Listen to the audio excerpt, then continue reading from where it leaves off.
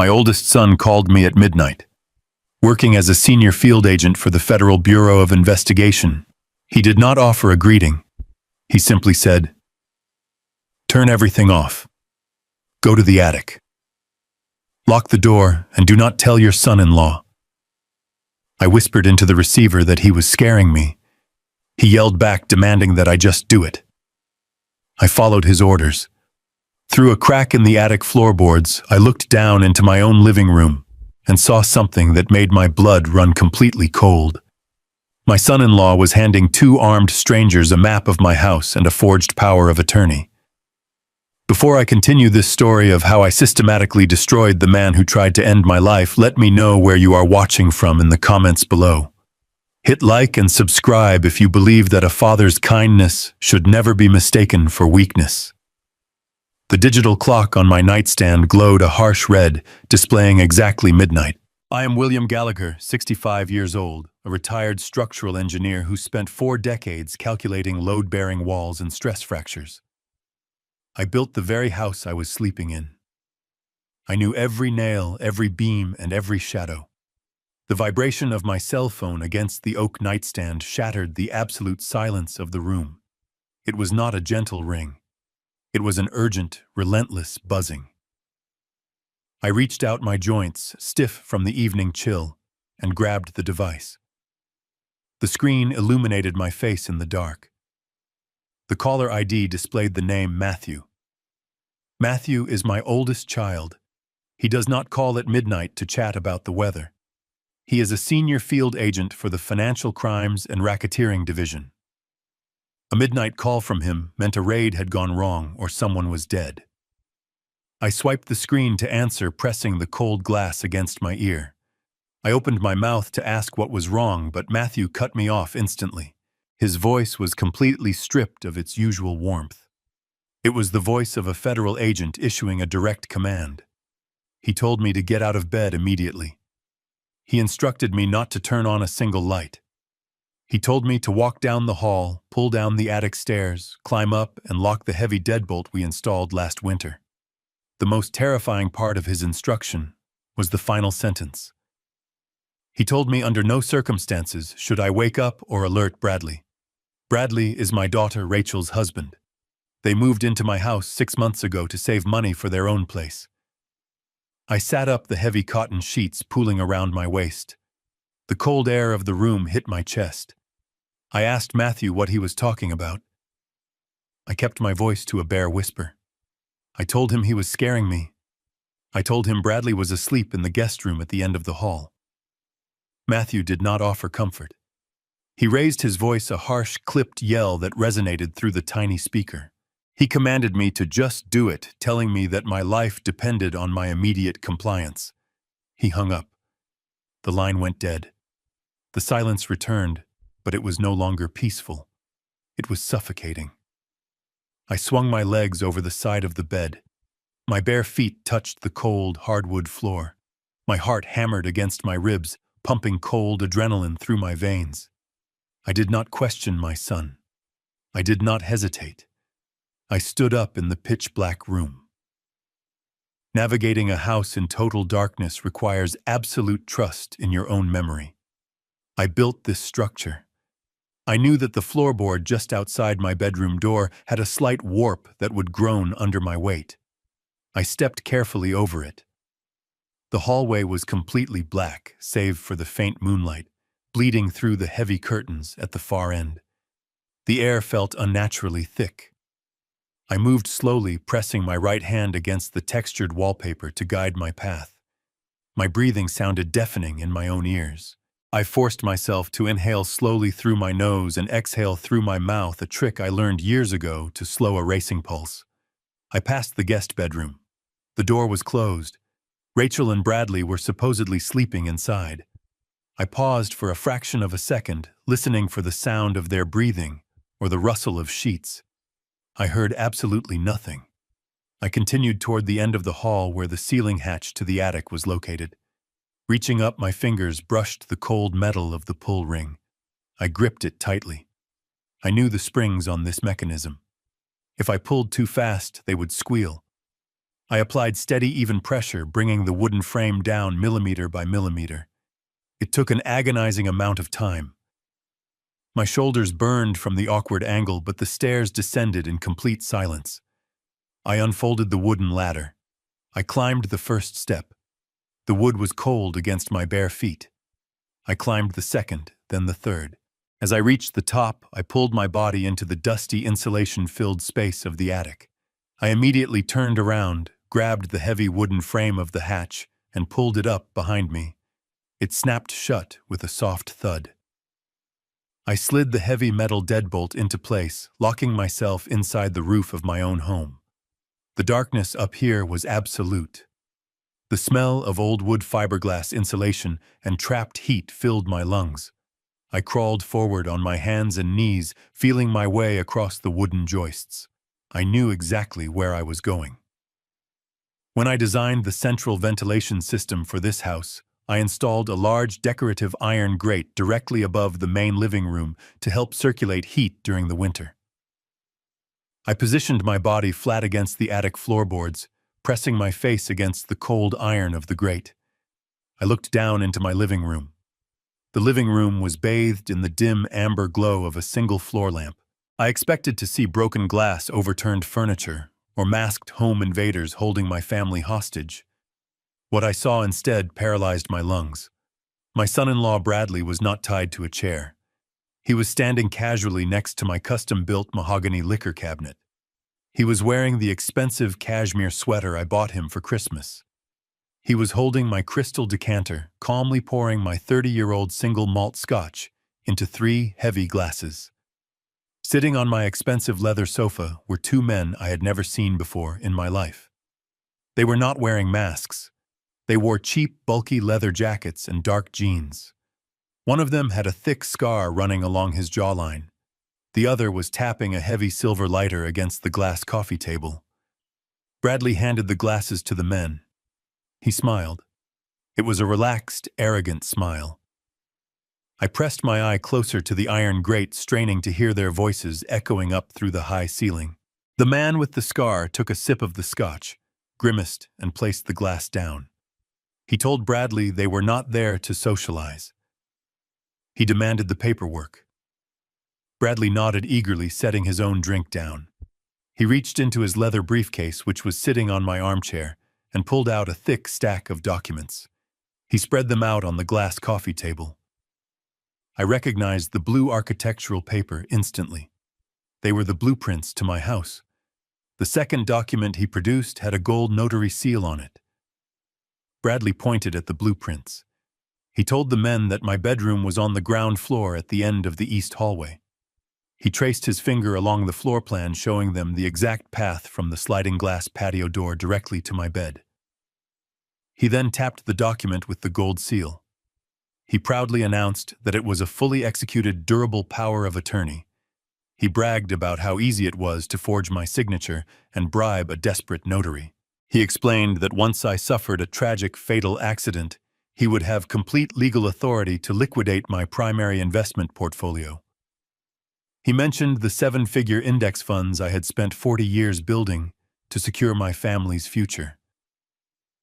The man with the lighter stopped tapping it. He leaned forward, resting his heavy arms on his knees.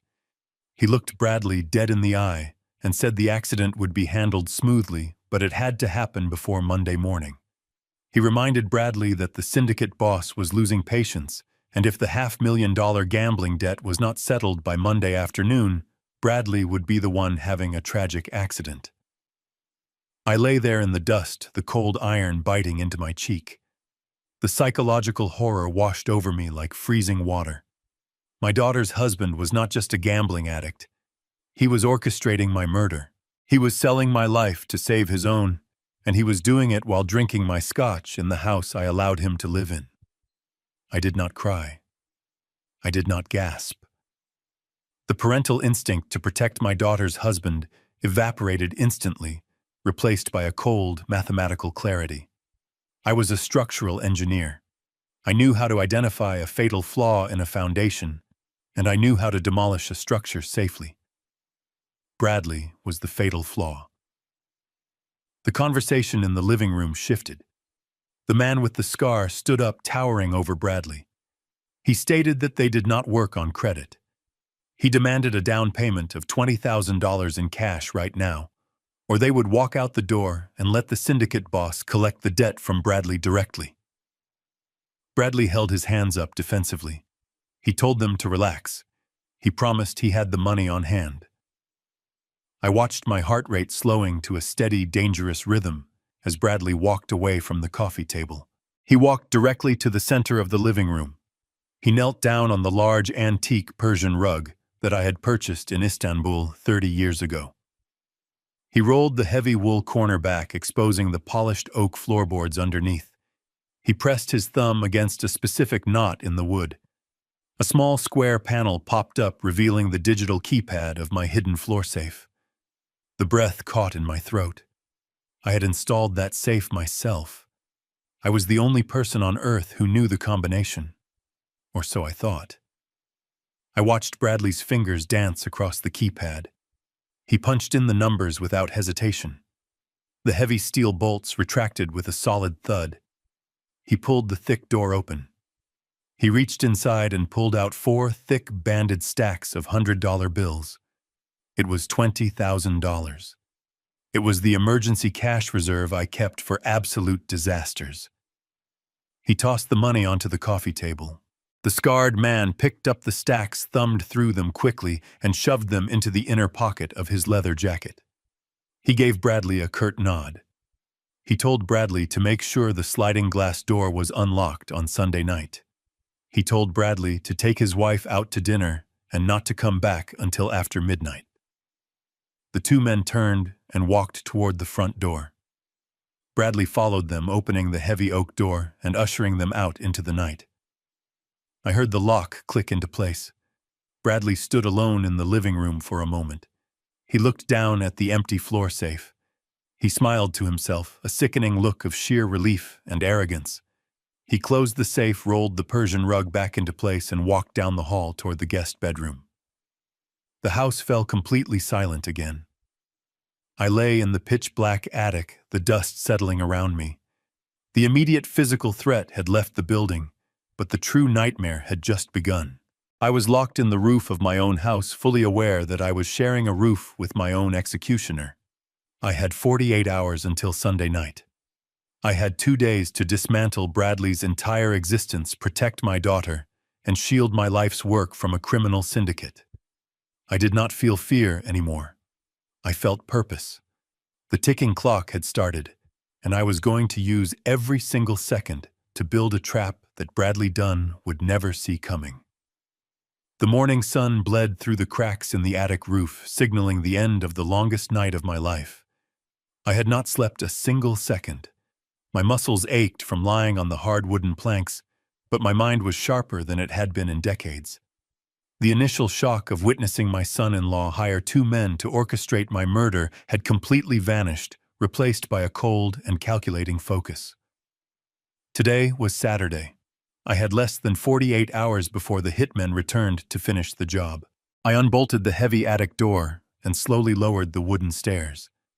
Every creak of the hinges felt like an alarm bell, but I knew Bradley was a heavy sleeper.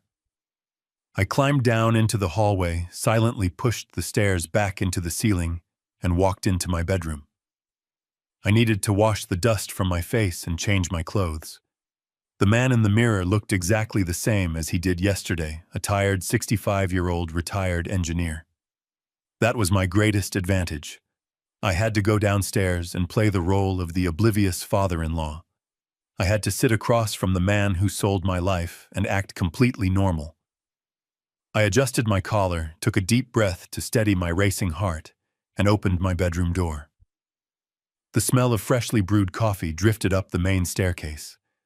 It was a domestic, comforting scent that felt entirely out of place in a house that had just become an active crime scene. I walked down the hardwood steps, placing my feet carefully to avoid the spots that squeaked. As I approached the kitchen, I heard the faint sound of a television playing a morning news broadcast. I stepped into the bright, sunlit kitchen. Bradley was sitting at the granite island. He was wearing an expensive silk robe that my daughter had bought for him using my credit card. He was casually scrolling through his smartphone, sipping coffee from my favorite ceramic mug. The sheer audacity of his relaxed posture made my stomach twist, but I forced my facial muscles to remain completely relaxed. I walked toward the coffee maker, giving him a polite morning greeting. He did not even look up from his screen. He simply grunted in response, his thumb aggressively swiping past articles about the stock market. I poured myself a cup of black coffee. The dark liquid looked bitter, perfectly matching the taste in my mouth. I leaned against the counter and watched him. I was looking at a man who believed he had won. He believed that by Monday I would be dead and he would be millions of dollars richer. He had no idea he was sitting across from the architect of his impending destruction. Bradley finally put his phone face down on the granite counter and let out a loud, exaggerated sigh. He looked around the kitchen with an expression of deep disgust. He told me the house was freezing. He complained that the thermostat was ancient and completely inefficient. I took a slow sip of my coffee, letting the hot liquid burn the back of my throat. I replied evenly that the heating system was checked last month and was working perfectly. I suggested he wear a sweater if he was cold. Bradley rolled his eyes, a gesture of profound disrespect that I had tolerated for years out of love for my daughter. He stated that a house of this size needed modern smart thermostats, adding that it was embarrassing to live in the past. He was criticizing the house he was living in for free, the same house he had handed the blueprints of to 2 contract killers just 8 hours ago. The dramatic irony was so thick it felt suffocating. I nodded slowly, telling him I would look into upgrading the system. My compliance seemed to feed his arrogance. He pushed his empty coffee mug toward the center of the island and leaned back in his chair, crossing his arms over his chest. He looked at me with a sickening expression of false concern. He changed the subject abruptly, stating that the front yard was becoming an absolute eyesore. He told me that the grass was overgrown and the rose bushes my late wife planted were dying. He claimed that the neighbors were starting to stare and that it was affecting the property value. Property value. He was worried about the resale value of the home he planned to steal from my corpse. I kept my voice entirely neutral and asked him what he suggested we do about it. Bradley smiled, a thin, predatory stretch of his lips. He announced that he had taken the liberty of contacting a premium landscaping service in the area. He told me they could come out on Monday morning to completely redesign the front lawn, rip out the old roses, and install a modern stone pathway. He emphasized the words Monday morning, clearly relishing the secret knowledge that I would not be alive to see the landscapers arrive. He told me the service required an upfront payment of $5,000. He pulled a printed invoice from his robe pocket and slid it across the granite counter toward me. He casually mentioned that since I was the homeowner, I should be the one to cover the cost to protect my investment. I looked down at the piece of paper. It was a poorly fabricated invoice from a company I had never heard of. I knew instantly what this was. The $20,000 he stole from my floor safe last night was only a down payment.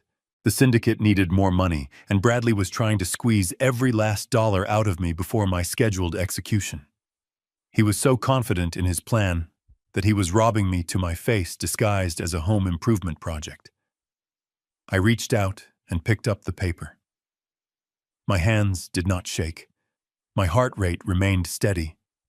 I looked at the exorbitant total at the bottom of the page. I looked back at Bradley. His eyes were wide with a feigned innocence that made me want to break his jaw.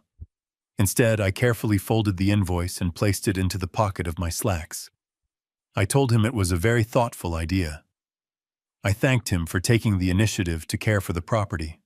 I promised him I would transfer the funds to his account by the end of the weekend so he could pay the workers on Monday. Bradley's smile widened into a genuine grin of pure greed and relief. He believed he had just effortlessly extracted another $5,000 from a foolish old man. He stood up from the stool, stretching his arms above his head, thoroughly satisfied with his morning performance. He told me he was going to take a shower and then head to the country club for a round of golf. He patted me condescendingly on the shoulder as he walked past me. I stood perfectly still, letting his hand touch my shirt. I watched him walk out of the kitchen and head up the stairs. The moment he was out of sight, I took the invoice out of my pocket and tore it into tiny, unrecognizable pieces, dropping them into the trash bin. The performance was over. I had successfully navigated the first interaction, but the real test was yet to come. I needed to get out of the house and meet with my son, but Bradley was not finished playing games. He was coming back downstairs, and I knew the next trap he laid would not be a piece of paper. It would be something far deadlier. I turned toward the hallway, intending to grab my heavy wool coat and leave the house. My plan was to drive to a secure location and meet my son to figure out our next move. My hand had barely touched the cold brass knob of the front door when I heard heavy footsteps descending the main staircase.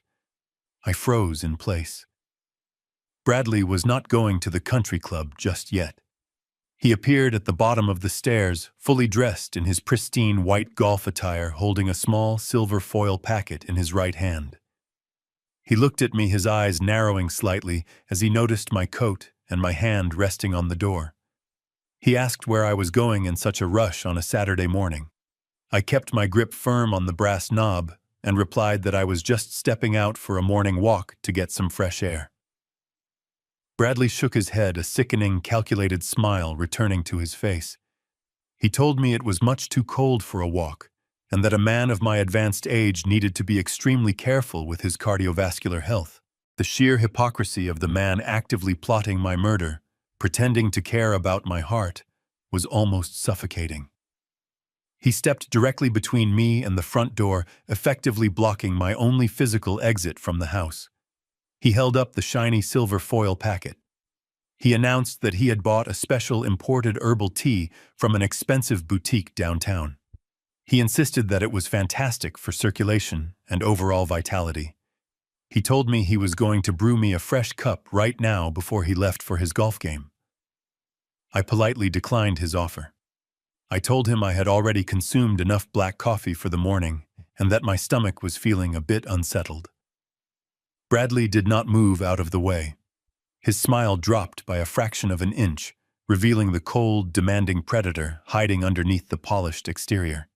He insisted again, his voice dropping a full octave into a quiet command. He told me that he would not take no for an answer, emphasizing that he went completely out of his way to buy this expensive blend specifically for me. I realized in that exact moment that the tea was not a kind gesture. It was a calculated test, or perhaps something far worse. He needed me weak. He needed me pliable. He might even be trying to sedate me to ensure I stayed asleep in the house until his hired men returned to finish the job. I knew I had to play the game to survive. I let out a defeated sigh, removed my hand from the doorknob, and agreed to have a cup. I followed him back into the kitchen. The room that felt bright and open just 10 minutes ago now felt exactly like a concrete bunker. I sat heavily at the granite island, watching his every single move. He filled the electric kettle with tap water and clicked it on. He tore open the silver packet with his teeth. He deliberately did not let me see the printed label on the packaging. He placed the tea bag into a thick ceramic mug and poured the boiling water over it. He stood with his back to me for a few seconds too long. His shoulders shifted slightly in a suspicious motion. I could not see his hands. My heart hammered violently against my ribs. I wondered if he was dropping a crushed pill into the water, a heavy sedative, a lethal dose of sleeping medication. I did not know the exact chemical makeup of the trap, but I knew with absolute certainty I could not drink whatever was brewing in that mug. He turned around and placed the steaming cup directly in front of my face. The liquid was a dark, muddy green color. It smelled faintly of bitter almonds and crushed wet weeds. He stood on the opposite side of the counters, leaning forward on his elbows, watching me with an intense, unblinking stare. He told me to drink it while it was hot. His posture made it abundantly clear he was not going to leave the house until he watched me swallow it. I reached out and wrapped my trembling fingers around the warm ceramic. I slowly brought the heavy mug to my lips. I let the hot steam hit the skin of my face. I needed an exit strategy, and I needed it immediately. As the thick edge of the cup touched my bottom lip, I inhaled sharply and deeply through my mouth. I forced the hot steam directly into my windpipe. The biological reaction was instantaneous and incredibly violent. I threw my head back and let out a harsh, barking cough. I deliberately loosened my grip on the mug. The hot tea sloshed over the rim, spilling onto my fingers and splashing aggressively across the pristine granite counter. I dropped the mug completely. It clattered loudly against the stone, spilling the entire remainder of the dark green liquid everywhere. I doubled over at the waist, clutching my chest with both hands, forcing out a second, even louder coughing fit. I hacked until my face turned completely red and my eyes watered heavily. Bradley jumped back in shock, startled by the sudden loud noise and the spreading liquid. He cursed angrily under his breath, frantically grabbing a white dish towel to wipe the hot tea off his expensive golf pants. I leaned heavily against the counter, panting loudly, keeping one hand firmly pressed against my chest. I apologized profusely between ragged fake gasps for air. I told him the hot steam had gone straight down the wrong pipe. I forced another deep, rattling cough from the very bottom of my lungs. I told him my chest was burning terribly and that I had been fighting off a severe chest cold all week. I staggered away from the spilled tea and moved quickly toward the kitchen sink. I turned on the cold water and splashed it generously onto my face, buying myself a few more precious seconds to solidify the performance. I turned back to Bradley, squinting through my watery, bloodshot eyes. I told him I needed to go to the local pharmacy immediately. I said I needed heavy prescription cough syrup and that I absolutely could not wait another minute. Bradley stared at me with pure disdain. He looked at the ruined puddle of tea, then back at my reddened, dripping face. The annoyance in his dark eyes was palpable. His perfect plan to sedate me had been completely ruined by a simple, uncontrollable biological reflex. He tossed the damp, stained dish towel onto the counter in absolute disgust. He told me to go get my medicine. He warned me to drive carefully, adding a highly sarcastic remark about my fragile physical condition. He turned his back on me and stormed angrily out of the kitchen, heading straight toward the garage. I listened closely as the heavy fire door slammed shut behind him. I listened to the loud engine of his sports car roar to life and reverse rapidly down the driveway. Only when the house was completely silent did I drop the act. I stopped coughing instantly. I stood up perfectly straight. I wiped the cold water from my face with my sleeve. I looked at the dark green puddle slowly dripping off the edge of the counter. I did not bother cleaning it up. I walked straight to the front door, grabbed my coat, and walked out into the freezing morning air. I had survived his morning trap, but my time was running out rapidly. I drove 3 towns over to an industrial park on the edge of the county line. The location was a dilapidated diner that catered mostly to long-haul truckers and shift workers. It was exactly the kind of place where men wearing expensive suits looked entirely out of place, which made it the perfect blind spot.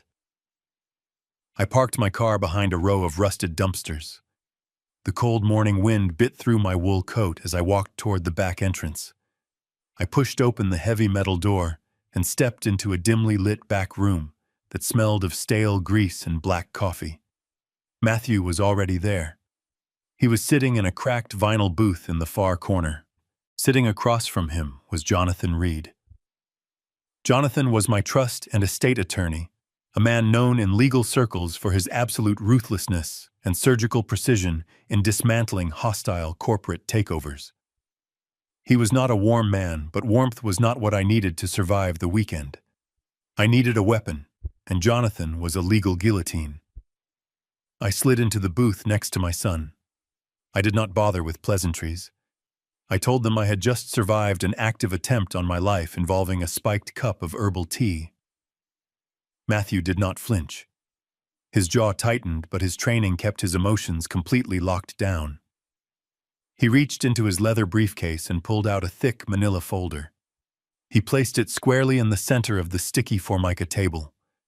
He opened the cover, revealing a stack of transcribed audio logs and black and white surveillance photographs. I looked down at the top photograph. It showed Bradley walking out of a windowless warehouse in the meatpacking district, flanked by the same two men who had been standing in my living room just 9 hours ago. Matthew leaned forward, keeping his voice barely above a whisper.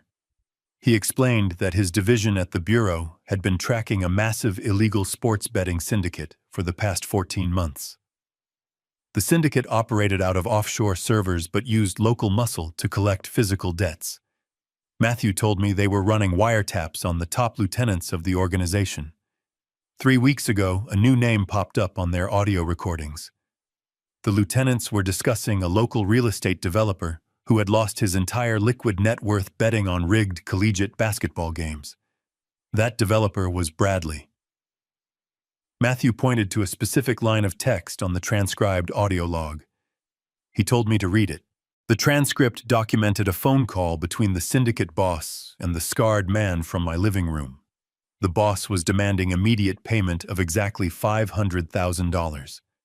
I stared at the number on the page. $500,000. I knew Bradley was arrogant, but I had no idea he was a degenerate gambler of this magnitude.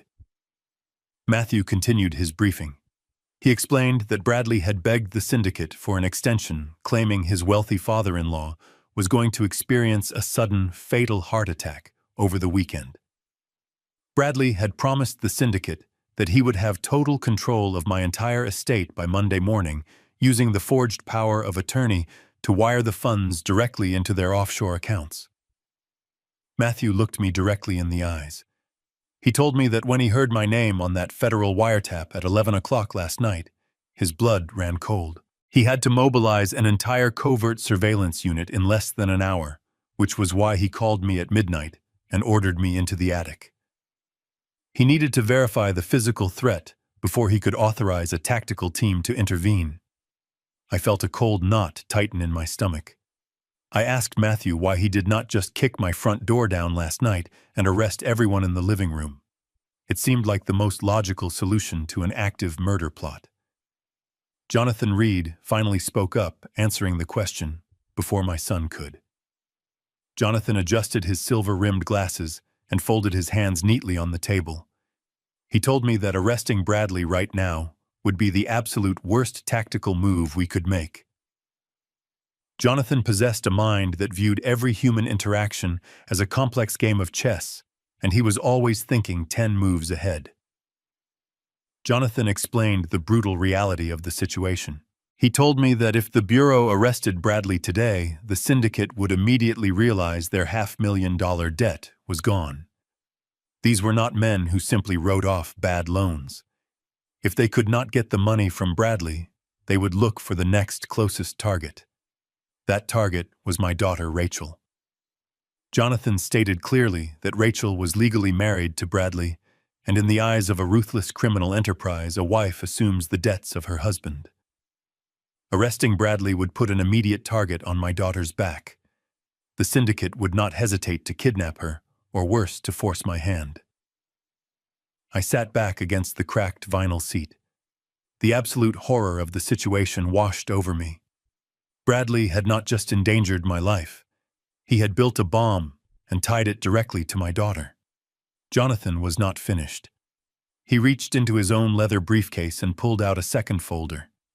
This one was significantly thicker than Matthew's file. Jonathan placed it on the table and opened it. The documents inside were covered in official banking seals and electronic signatures. Jonathan looked at me with an expression of grim certainty. He told me the threat was not just physical. It was deeply financial, and Bradley had already pulled the trigger. Jonathan explained that Bradley had not just forged a power of attorney. He had spent the last 2 months systematically compromising my financial security to buy himself time with the syndicate. My heart hammered heavily in my chest. I asked Jonathan what he meant. Jonathan pointed a perfectly manicured finger at the top document. It was a property deed. He told me that Bradley had used the forged power of attorney, along with highly sophisticated electronic signature software, to take out a massive second mortgage on my house. The exact house I had built with my own hands. The house he was currently sleeping in. The amount of the fraudulent mortgage was exactly $500,000. Jonathan explained that Bradley had convinced a predatory offshore lender to approve the loan against the equity of my property. The money was scheduled to be disbursed on Monday afternoon. The trap was perfectly engineered. If I died this weekend, Bradley would use the forged documents to claim the loan money, pay off his gambling debts, and walk away clean, leaving my estate completely bankrupt. If I survived and tried to expose him to the police, the offshore lenders would still execute the second mortgage. They would foreclose on my house to recoup their money, leaving me homeless and my daughter at the mercy of the syndicate. I looked back and forth between my son and my attorney. I realized the true scope of the battlefield. This was not a simple home invasion. It was a sophisticated, multi-tiered siege on my entire existence. I could not simply run away, and I could not call the local police. I had to dismantle Bradley's financial leverage, protect my daughter, and destroy a federal crime syndicate simultaneously, all without alerting my son-in-law that I knew his secret. I looked down at the coffee mug on the table. My reflection stared back at me in the dark liquid. I was a structural engineer. I knew how to handle massive amounts of pressure. I looked up at Jonathan Reed. I told him we needed to sever the house from my name before Monday morning. I told him we needed to build a financial void so deep that when Bradley reached for the money, he would go completely into the abyss. Jonathan smiled for the first time. It was a sharp, dangerous smile. He pulled a fresh stack of legal documents from his briefcase and told me that was exactly what he wanted to hear. The intelligence gathering was over. It was time to weaponize the information. Jonathan slid a thick stack of papers across the sticky surface of the diner table. I looked down at the top page. It was a loan agreement from a private equity firm I had never heard of before. At the bottom of the page was my signature. It looked absolutely perfect. Jonathan leaned in and told me that Bradley had not simply practiced my handwriting. He explained that my son-in-law had installed a keystroke logging program on my home office computer 2 months ago. Bradley had captured my passwords. He had bypassed my two-factor authentication by cloning my cell phone number to a secondary device. He used my own digital identity to apply for a $500,000 second mortgage on my house. He authorized the electronic signatures from an internet protocol address that traced directly back to my own living room. Jonathan stated that to any bank or legal entity looking at these files, I was the one who requested the money. I was the one who signed the contracts. I was the one legally responsible for the massive debt. I asked Jonathan who the lender was. He tapped a manicured finger against the logo at the top of the contract. He told me it was a shadow banking institution operating out of the Cayman Islands. They specialized in high-risk loans for people who needed liquid cash immediately and had massive assets to use as collateral. They did not ask questions. They did not require in-person meetings. They only required a pristine piece of real estate to place a lien against. My house was fully paid off. It was worth well over $2 million. It was the perfect target. Jonathan pointed to a date stamped at the bottom of the approval page. He told me the loan had cleared the final underwriting process yesterday afternoon. The funds were currently sitting in an escrow account. The money was scheduled to be disbursed directly into my primary checking account at exactly 9 a.m. on Monday. Bradley was planning to kill me on Sunday night, transfer the money to the syndicate on Monday morning, and walk away a wealthy man with a dead father-in-law. Matthew hit the table with his fist. He said he had enough evidence of wire fraud and identity theft to raid the house right now. He wanted to send a tactical team through the front door, drag Bradley out in handcuffs, and throw him in a federal holding cell. I looked at my son. I saw the anger of a child wanting to protect his father. I turned to Jonathan. I saw the cold calculation of a lawyer who knew that anger always loses to strategy. Jonathan shook his head slowly. He told Matthew that an immediate arrest was the absolute worst action we could take. He explained the brutal reality of the legal trap Bradley had inadvertently built. If the federal agents arrested Bradley today, the immediate physical threat to my life would be neutralized, but the financial devastation would be unstoppable. Jonathan laid out the sequence of events that would follow an arrest. The private equity firm in the Cayman Islands already possessed a legally binding contract with my verified electronic signature. If the Bureau took Bradley into custody, the story would inevitably leak. The shadow bank would immediately realize their loan was built on fraud. However, they would not simply cancel the transaction. They held a signed lien against my property. Jonathan explained that they would execute that lien instantly to protect their investment. They would initiate aggressive foreclosure proceedings against my house. Because the digital evidence traced back to my own computer and my own internet connection, I would spend the next 5 years and hundreds of thousands of dollars in legal fees trying to prove I did not sign those papers. The bank would freeze all of my assets during the litigation. I would be locked out of my own accounts. I would lose the house I built. I would be left completely destitute in my final years, fighting a ghost corporation in international court. That was only the financial side of the trap. The physical threat was even worse. Jonathan looked at Matthew and reminded him of the syndicate. If Bradley went to federal prison today, his $500,000 gambling debt did not magically disappear. The men running the illegal betting ring did not care about wire fraud charges or federal raids. They only cared about their money. If their primary debtor was locked in a federal cell, they would immediately pivot to his next of kin to collect the funds. They would look at his marital status. They would see my daughter, Rachel. Jonathan stated with absolute certainty that the syndicate would target her by Monday night. They would threaten her, harass her, or perhaps do something far worse to force her to pay her husband's debts. Rachel was legally bound to Bradley. His liabilities were her liabilities in the eyes of a criminal organization. Arresting Bradley would essentially be handing my daughter over to the very men who were currently sitting in my living room plotting my murder. I sat back against the cracked vinyl booth. The diner suddenly felt incredibly cold. I felt the weight of my life's work and my family's safety pressing down on my chest.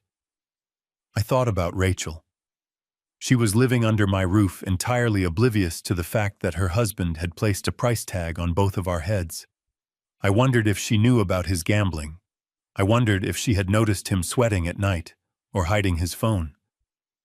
A part of me, the soft part of a father, wanted to believe she was completely innocent. But the cold, logical part of my brain, the engineer, knew that innocence did not matter when the structure was collapsing. The syndicate would not ask if she was complicit. They would only ask for the money. If I let Matthew arrest Bradley, I would lose my home to a shadow bank and lose my daughter to a criminal enterprise. The obvious solution was a fatal error. We were trapped in a room with a live explosive, and simply shooting the man holding the detonator would blow us all to pieces. I looked at the forged mortgage document one more time. The ink looked so permanent. The digital timestamps looked so official. Bradley had used the law as a weapon against me. He had used the banking system to build a cage around my life. I realized that the only way to defeat him was to use the exact same systems to build a deeper, darker void right underneath his feet. I looked up at Jonathan Reed. I told him we could not stop the loan from being dispersed, and we could not arrest Bradley before the money moved. We had to let Bradley think his plan was working perfectly. We had to let him reach for the money. But we needed to make sure that when he finally grabbed it, he was grabbing a live federal wire that would incinerate his entire life while leaving my assets completely untouched. Jonathan smiled, a very thin, very dangerous smile. He told me that I was finally thinking like a predator instead of prey. He reached into the very bottom of his leather briefcase. He pulled out a completely different set of documents. These were not forged. They were printed on heavy, high-quality legal paper bearing the official seal of his law firm. He placed them gently on the table. He told me that we were going to perform a legal amputation. He explained that we could not cancel the fraudulent mortgage but we could entirely remove the collateral it was attached to. He told me we were going to transfer the total ownership of my house, my investment portfolios, and all my liquid assets into an impenetrable, irrevocable blind trust. We were going to do it today, right now, sitting in this diner. By the time Monday morning arrived, the man named William Gallagher would technically own absolutely nothing. The house would belong to a phantom entity. When the offshore bank tried to execute their lien, they would find themselves grabbing at thin air. The trap was going to be reversed. I listened closely as Jonathan explained the exact mechanics of the irrevocable blind trust. He stated that once my signature touched these new papers, I would surrender direct legal control of my entire estate to an independent trustee. In this case, the trustee would be Jonathan's own highly secure corporate entity. The beauty of this legal structure was its absolute finality. Once the assets were moved into the trust, they could not be seized by creditors. They could not be targeted by offshore banks. And they most certainly could not be accessed by a son-in-law with a forged power of attorney. Jonathan explained that the fraudulent second mortgage Bradley had taken out was tied directly to my personal Social Security number and my personal ownership of the deed. By legally erasing my ownership of the property 48 hours before the loan disbursement, we were effectively turning his massive financial weapon into a useless piece of paper. The offshore lender would try to finalize the lien on Monday, only to discover the asset they were lending against had completely vanished from the public registry. Matthew leaned forward, his eyes locked on the trust documents. He asked Jonathan how this protected Rachel from the syndicate. Jonathan replied that it was the second phase of the trap. Once my assets were completely shielded, we would let the $500,000 drop into my compromised checking account on Monday morning. We would let Bradley see the money.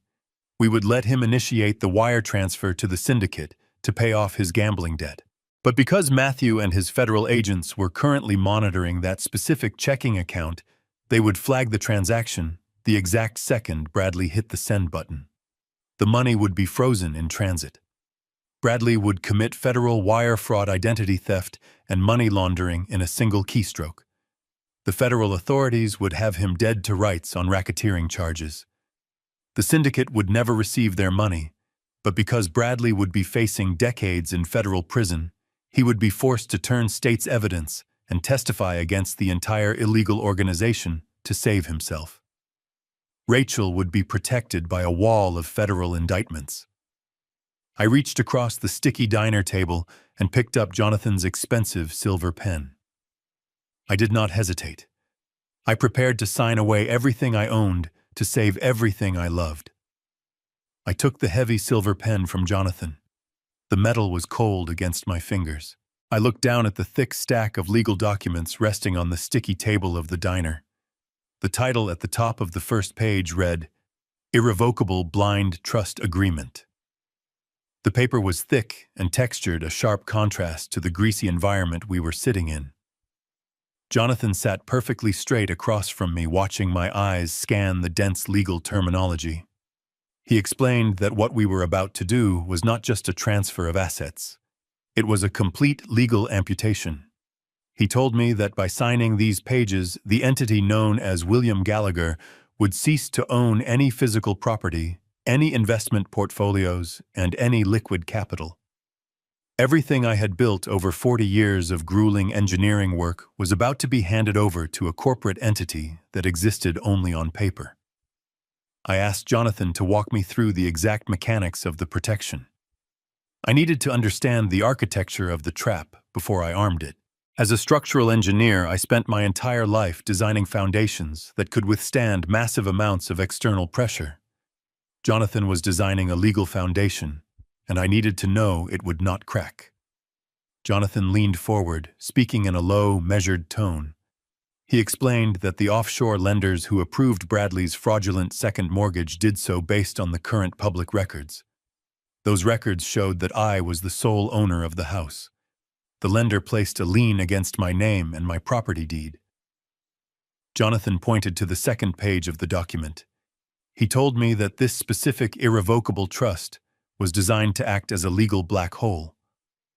Once my assets crossed the event horizon of this trust, they could not be pulled back out by anyone, not even me, and certainly not by a shadow bank in the Cayman Islands. He explained that the trust would be managed by an independent corporate trustee stationed in a state with the most aggressive asset protection laws in the country. The moment I signed the paper, the deed to my house would be digitally transferred and legally recorded under the name of the trust. I looked at Matthew. My son was watching the exchange with intense focus. I told Jonathan that Bradley was expecting $500,000 to drop into my checking account on Monday morning, based on the forged mortgage. I asked what would happen when the offshore bank tried to finalize the lien against a house I no longer owned. Jonathan smiled. It was the smile of a predator who had just locked the cage from the outside. He explained that the shadow bank operated on automated digital systems. On Monday morning, their computers would disperse the funds into my compromised checking account as scheduled. However, when their legal department attempted to officially record the lien with the county clerk to secure their collateral, the system would reject it. The county records would show that William Gallagher did not own the property. The lien would be attached to a phantom entity. Jonathan continued his explanation, his voice filled with cold satisfaction. He stated that the offshore bank would instantly realize they had just wired $500,000 of unsecured funds to a fraudulent applicant.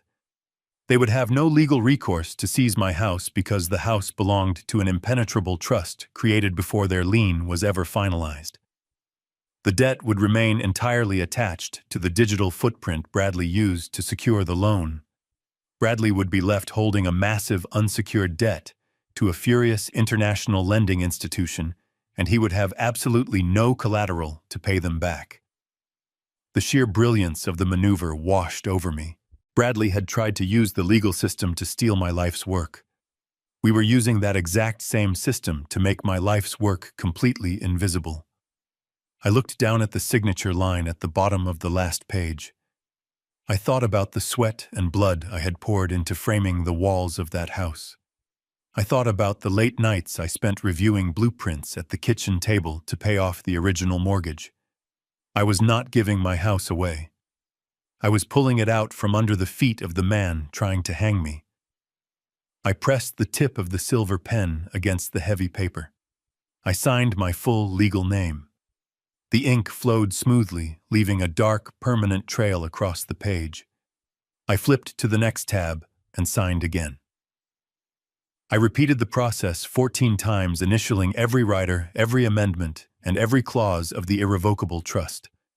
With each stroke of the pen, I felt a massive weight lifting off my shoulders. I was no longer a victim waiting for a hitman to arrive on Sunday night. I was the architect of my own survival. I was stripping the battlefield of all its resources before the enemy even knew the war had started. When I reached the final page, Jonathan pulled a small brass notary stamp from his briefcase. He pressed it firmly onto the paper, leaving a raised official seal next to my signature. He gathered the documents, tapped the edges against the table to align them perfectly, and slid them back into his leather folder. He looked at his stainless steel wristwatch. He announced that it was currently 10 o'clock on Saturday morning. He told me he was going to his office immediately to digitize the files and rush the transfer through the county clerk's emergency weekend processing system. He promised me that by noon today, the house would officially belong to the trust. Before leaving the booth, I asked Jonathan one final question. I asked how this trust protected my daughter Rachel from the syndicate's inevitable retaliation. Jonathan sat back down for a brief moment. He explained that the trust was designed with a specific provision regarding my descendants. If I were to pass away, the trust would not distribute lump sums of cash or property to Rachel, especially while she was legally bound to Bradley. Instead, it would distribute strictly controlled living allowances that could never be garnished by creditors, offshore banks, or criminal enterprises. Rachel would be financially secure, but Bradley would never be able to touch a single penny of the principal. The syndicate could threaten him all they wanted, but they would quickly realize the money was legally inaccessible. It was a financial fortress with walls too high for them to climb. Matthew added that the federal agents would be monitoring the syndicate's communications continuously. The moment the wire transfer was frozen on Monday, the syndicate would panic. They would likely contact Bradley to demand an explanation. Matthew assured me that his tactical team would intercept those communications, providing the final piece of evidence needed to arrest the syndicate bosses alongside Bradley. The legal amputation we just performed was the shield, and the pending wire fraud case was the sword. I looked at the empty spot on the table where the documents had been just moments ago. It was a profound realization. In the span of 30 minutes sitting in a decrepit roadside diner, I had legally vanished. William Gallagher, the millionaire homeowner, no longer existed. I was now just a tenant living in a property owned by an invisible corporate entity. Bradley had spent months plotting to murder a man for his wealth, completely unaware that the wealth had just evaporated into thin air. Jonathan picked up his briefcase, the brass clasps clicking shut with a final decisive sound. He gave me a firm handshake.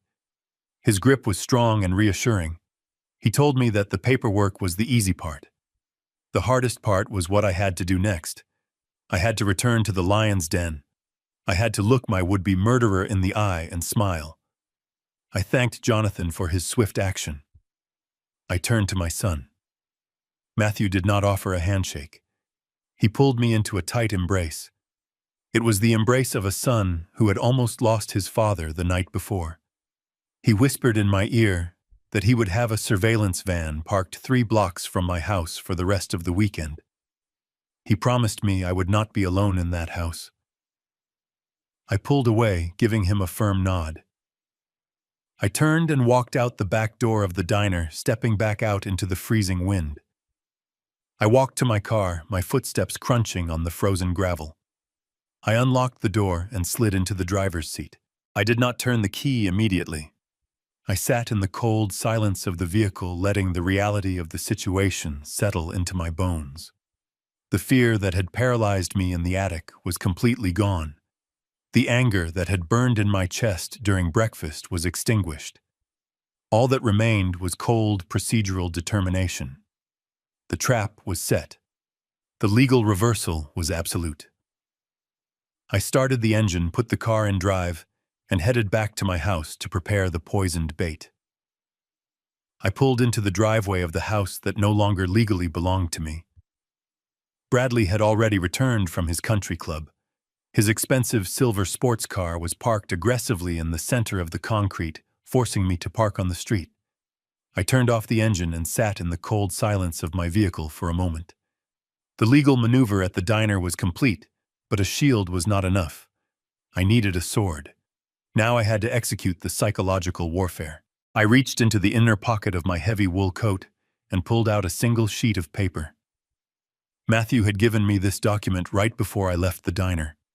It was a perfectly fabricated bank statement from my primary financial institution. It looked entirely authentic.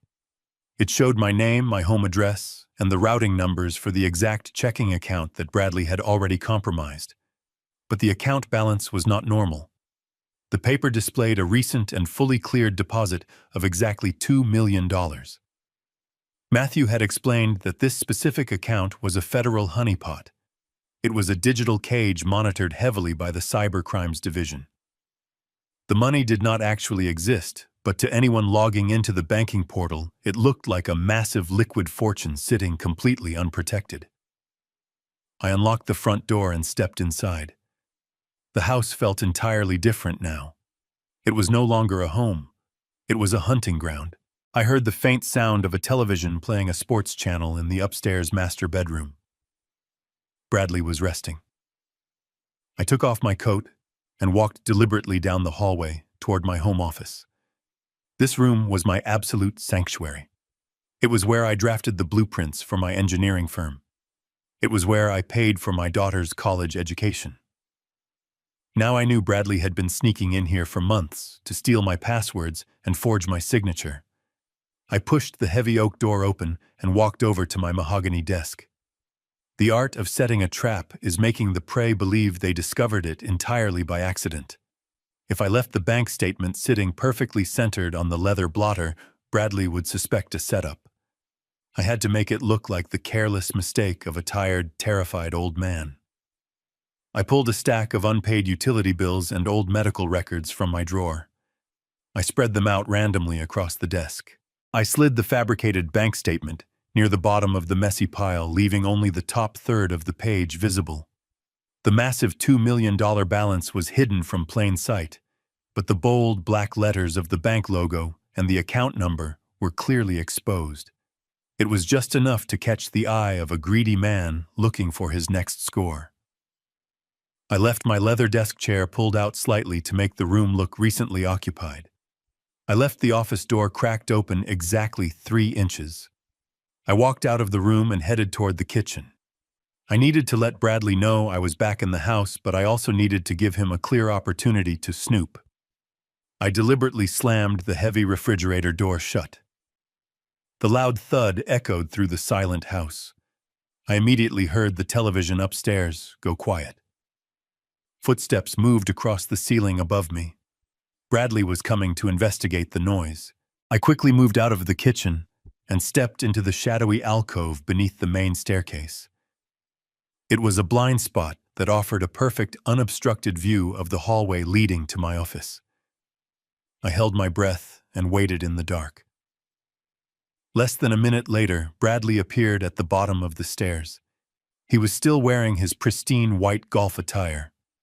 He looked around the empty living room, his eyes scanning for my presence. He called out my name, his voice dripping with a sickening, fake concern. I remained completely silent, pressing my back flat against the cool plaster wall. Receiving no answer, Bradley assumed I was in the garage or had gone down into the basement. He did not go back upstairs to his television program. Instead, he walked straight down the hallway toward my office. He moved quickly and silently on the tips of his toes. It was the complete opposite of his usual heavy, arrogant footsteps. He reached the cracked door of my sanctuary. He paused for a fraction of a second, checking over his shoulder one last time to ensure he was alone. Then he slipped inside the room like a thief. I leaned forward slightly, peering through the narrow gap in the door hinge.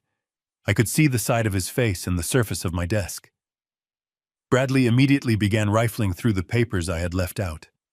He moved the utility bills aside with annoyed precision, searching for anything valuable. Then his hands stopped completely. He had found the bait. I watched him pull the fabricated bank statement out from under the pile. He brought the paper closer to his face. I could not see his eyes, but I saw his entire body go rigid. The realization of the $2 million balance hit him like a physical blow. His breathing became heavy and audible, echoing slightly in the quiet room. Bradley did not just look at the paper. He pulled his smartphone out of his pocket. His hands were shaking violently with pure adrenaline and unchecked greed. He opened his camera application and took 3 rapid pictures of the document, ensuring he captured the account number and the routing details perfectly. He thought he had just stumbled upon his ultimate salvation. He believed that waiting for the $500,000 loan on Monday was no longer necessary if he could simply drain this massive account before Sunday night. The syndicate debt was suddenly a minor inconvenience compared to the absolute fortune sitting right in front of him. He carefully slid the paper back into the exact position he found it, covering it with the utility bills so I would never know it had been touched. He stepped back from the desk, letting out a low, victorious laugh. It was a sound of absolute arrogance. He turned and walked out of the office, pulling the door shut behind him. He practically sprinted back up the stairs, eager to begin his digital theft. I stepped out of the shadows beneath the staircase. My heart beat with a steady, triumphant rhythm. The legal reversal had severed his power, and the poisoned bait had just sealed his fate. He was going to initiate a massive wire transfer today, and when he did, he would be pulling the lever on his own federal trap. I walked away from the staircase and headed toward the kitchen. I needed to know the truth about my daughter. I needed to know if Rachel was an innocent victim of her husband's massive gambling addiction or a willing participant in my financial execution. I found her sitting at the large granite island that I had installed myself just 5 years ago. She was holding a thick stack of glossy home improvement magazines and a heavy metal ring of expensive paint swatches. She was sipping a glass of imported sparkling water, completely absorbed in her planning. I walked over and sat on the wooden stool next to her. She barely acknowledged my presence. She pushed a small cardboard paint swatch toward me, pointing her perfectly manicured finger to a pale gray color. She told me she and Bradley had decided to repaint the entire first floor next month. She stated confidently that my current color choices were terribly outdated and incredibly depressing to look at. She was casually planning the expensive renovation of my own home, while her husband was upstairs stealing my money to pay his contract killers. I looked at the small square of gray cardboard on the granite counter. I kept my posture relaxed and my voice incredibly calm. I told her I had been doing some serious thinking this morning about the future. I told her that reaching my age makes a man evaluate his legacy and the impact he leaves behind on the world. Rachel did not look up from her magazine. She gave a highly dismissive hum, clearly uninterested in my philosophical thoughts. I continued speaking smoothly. I told her I had scheduled a meeting with Jonathan Reed to restructure my last will and testament. That specific sentence finally grabbed her attention. She stopped flipping the glossy pages and turned her head to look at me. Her eyes narrowed slightly in suspicion. She asked me what exactly I meant by restructuring. I explained my reasoning methodically. I reminded her that I had provided for her entirely during her childhood and paid for her expensive university degree in full so she would graduate without a single dollar of debt. I told her she was a healthy, capable adult, married to a man who constantly claimed to be a highly successful real estate developer. I stated that because they were so independent and doing so well, they had decided to leave the house and my primary investment portfolios to a charitable foundation. I told her I wanted to create a permanent scholarship fund for underprivileged youth who desperately wanted to study structural engineering but could not afford the tuition. I told her it felt like the most honorable thing to do with my life's work. The silence that followed my statement was heavy and deeply toxic. Rachel stared at me as if I had just struck her across the face.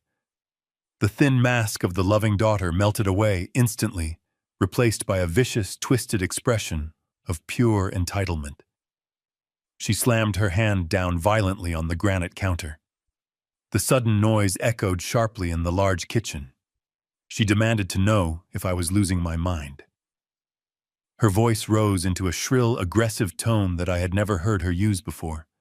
She told me I had absolutely no right to give away her inheritance to a bunch of ungrateful strangers. She emphasized the word "her" as if the money I had earned through 40 years of grueling physical labor belonged inherently to her simply because she existed in my bloodline. I did not raise my voice to match hers. I asked her why she was so incredibly upset over money she supposedly did not need. I reminded her that Bradley was doing very well financially, and that they were only living here temporarily to save for a luxury property of their own. That statement pushed her completely over the edge of rationality. Her face turned pale with a furious, desperate energy. She leaned aggressively across the counter, invading my personal space. She yelled that Bradley was under an immense amount of pressure at work. She claimed that Bradley worked significantly harder than I ever did, and that the real estate market was completely unpredictable and unfair right now. She told me that Bradley deserved a break, and that my money was supposed to be their guaranteed safety net. She did not stop there. She pointed her finger directly at my chest. She told me I was being incredibly selfish and delusional. She listed every single grievance she had ever harbored against me since her childhood. She complained that I had always cared more about my architectural blueprints and construction sites than my own family. She stated that giving the house to charity was just another pathetic way for me to feed my own ego instead of taking care of my own flesh and blood. She looked around the kitchen, waving her hands wildly at the custom cabinets and the stainless steel appliances. She explicitly stated that this house was practically theirs anyway, She told me that I was an old man, living completely alone in a space that was far too large for my basic needs. She proudly revealed that Bradley had already drawn up architectural plans to convert my home office into a nursery and my ground floor bedroom into a master suite for themselves. Every single venomous word she spoke was a heavy nail in the coffin of my paternal guilt. I sat perfectly still and let her unleash her true nature. I did not interrupt her tirade. I did not defend myself against her cruel accusations. I just listened to the absolute greed pouring out of my own daughter's mouth. I was searching her face for a single shred of genuine empathy. I was waiting for her to express even a minor concern for my health, my happiness, or my legacy. There was absolutely nothing. She did not view me as a father or a human being. She viewed me solely as an expired resource. She viewed me as a stubborn obstacle standing directly between her husband and my bank accounts. She was fiercely defending the very man who had just sold my life to a criminal syndicate, all because she wanted a newly painted house and an easy life funded by my death. Rachel finally stopped yelling. She stood there panting heavily, her chest heaving with misplaced indignation. She crossed her arms tightly over her chest and glared at me with absolute contempt. She demanded that I cancel my meeting with Jonathan Reed immediately. She ordered me to leave the will exactly as it was, with her legally named as the sole beneficiary and the primary executor of the entire estate. She threatened that if I gave the money to charity, she and Bradley would pack their bags and move out today, and I would die completely alone. She thought the threat of loneliness would force me to surrender immediately. She genuinely believed she was holding the ultimate emotional leverage over a frail, desperate old man. She had absolutely no idea that I had already signed the irrevocable trust hours ago. She had no idea the massive fortune she was screaming about no longer existed in my name. I looked at her face desperately searching for the little girl I used to take to the park on Sunday afternoons. That little girl was completely dead and gone. The woman standing in front of me was a greedy parasite. My heart did not break in that profound moment of realization. It hardened into solid, impenetrable ice. The final cord of familial obligation snapped clean in two. I felt an incredible sense of emotional detachment wash over my entire body. I was completely free from the burden of loving her. I stood up slowly from the kitchen stool. I looked her directly in the angry eyes. I kept my voice perfectly flat and devoid of any parental warmth. I told her I understood her position completely. I told her she had made her true priorities very clear to me today.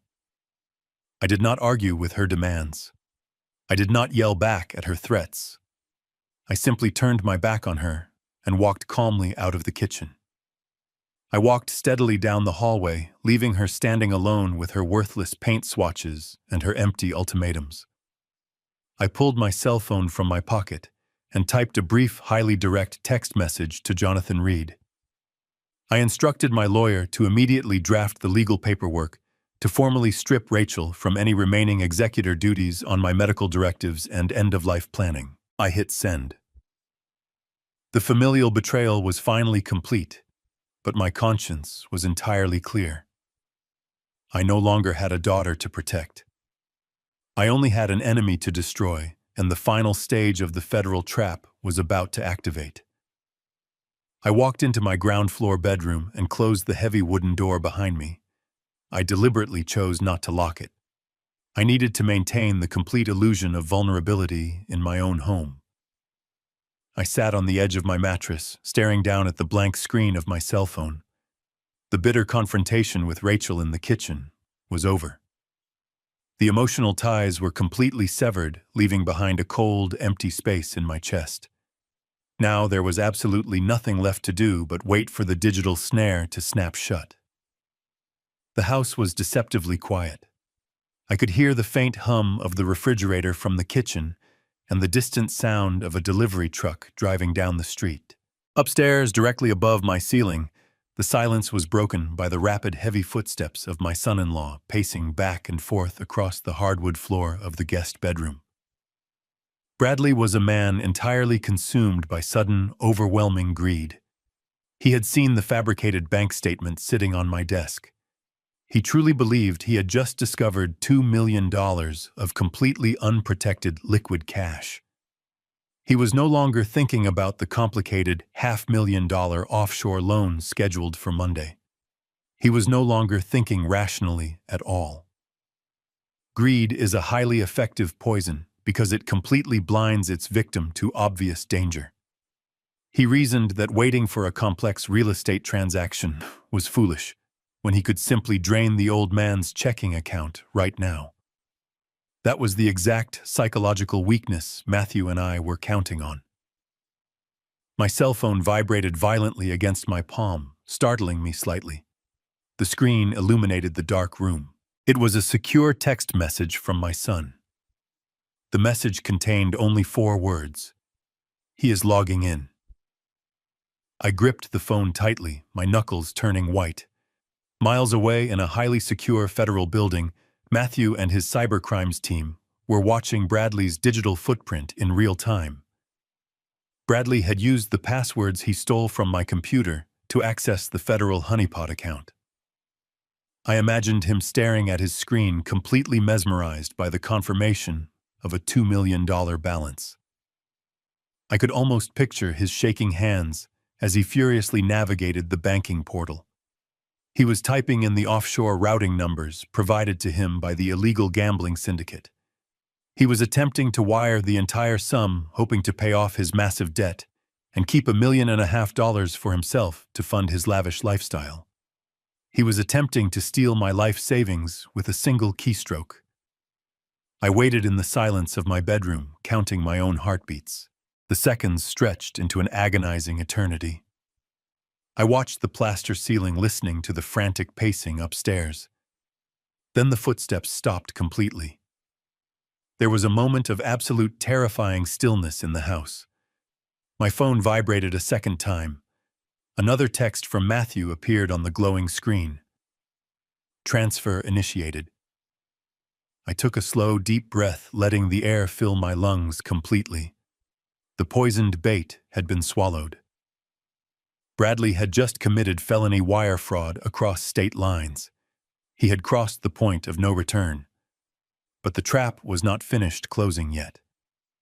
A third text message arrived just 10 seconds later.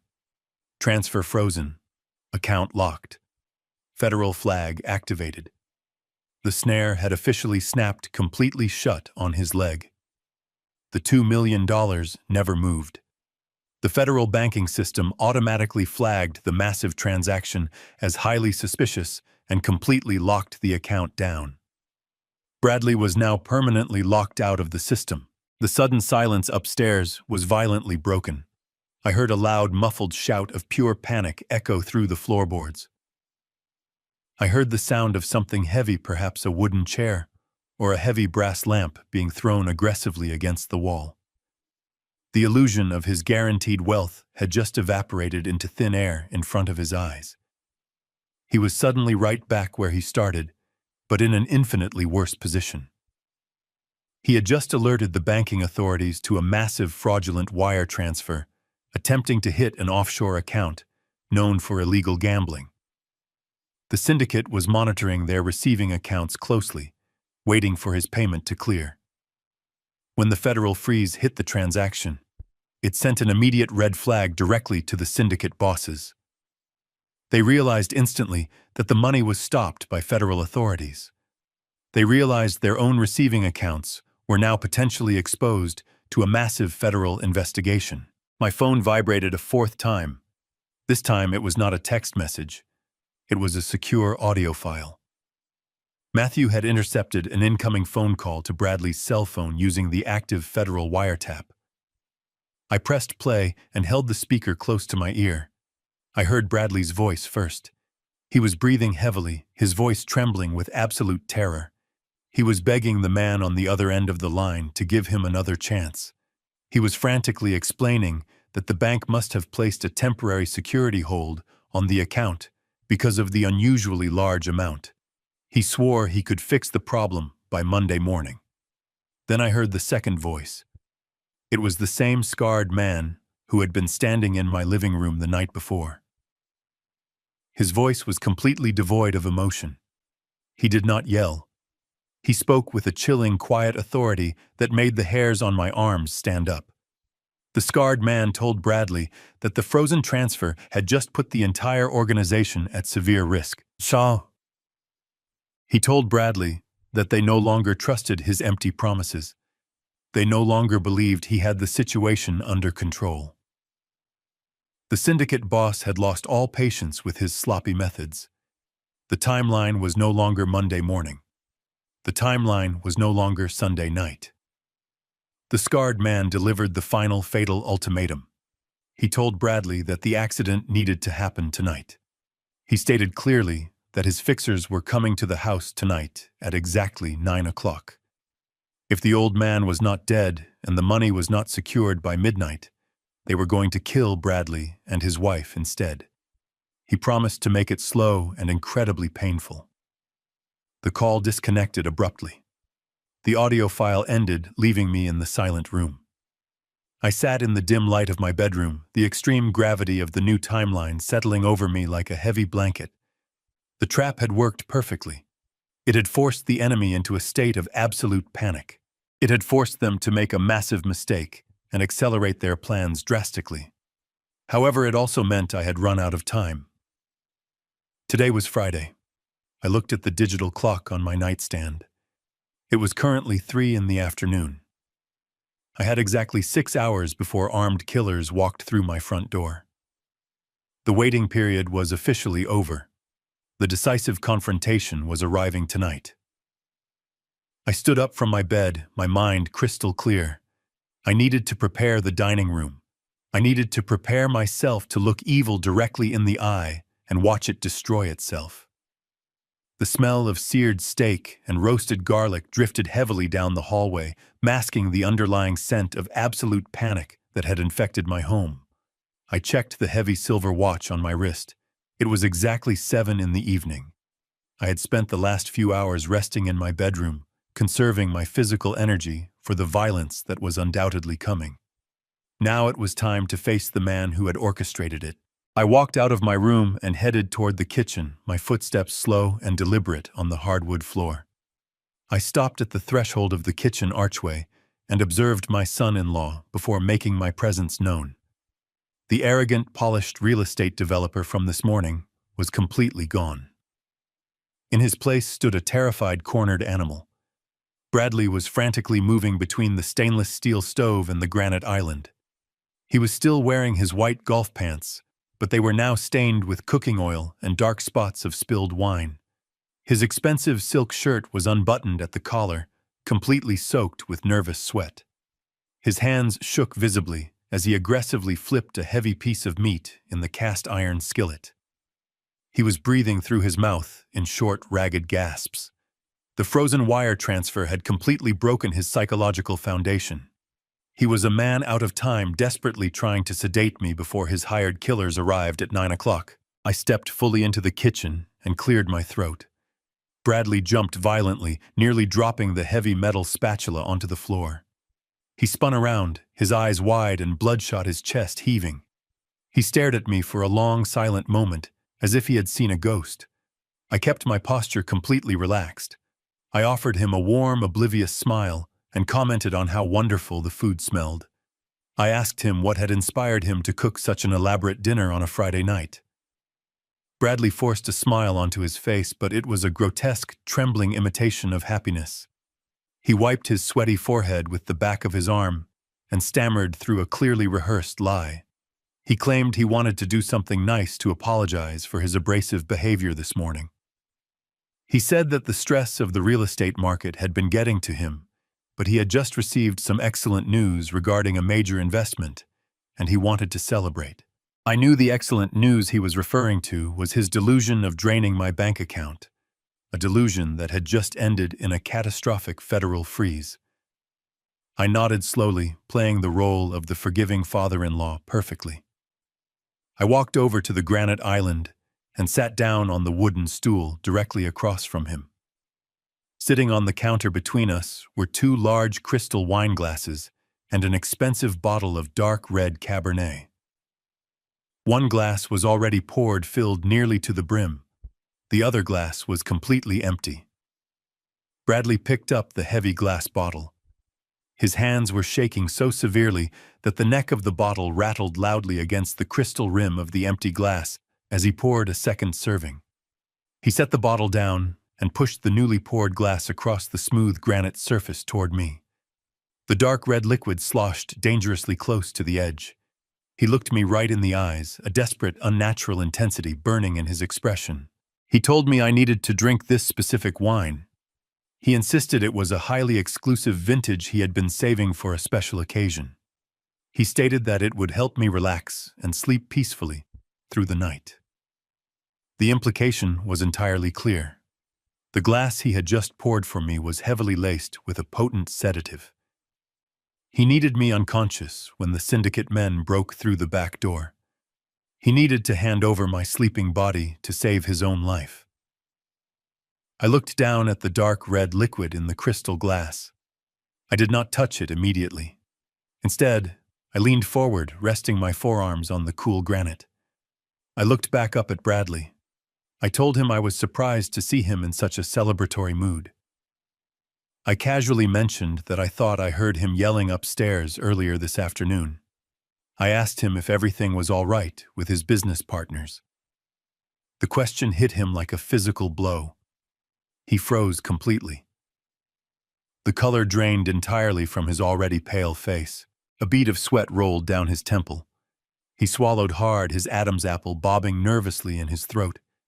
He quickly broke eye contact and turned his attention back to the stove. He aggressively scraped the spatula across the bottom of the hot pan, creating a loud screeching noise that filled the room. He told me it was just a minor miscommunication with a difficult contractor. He insisted that everything was perfectly under control now.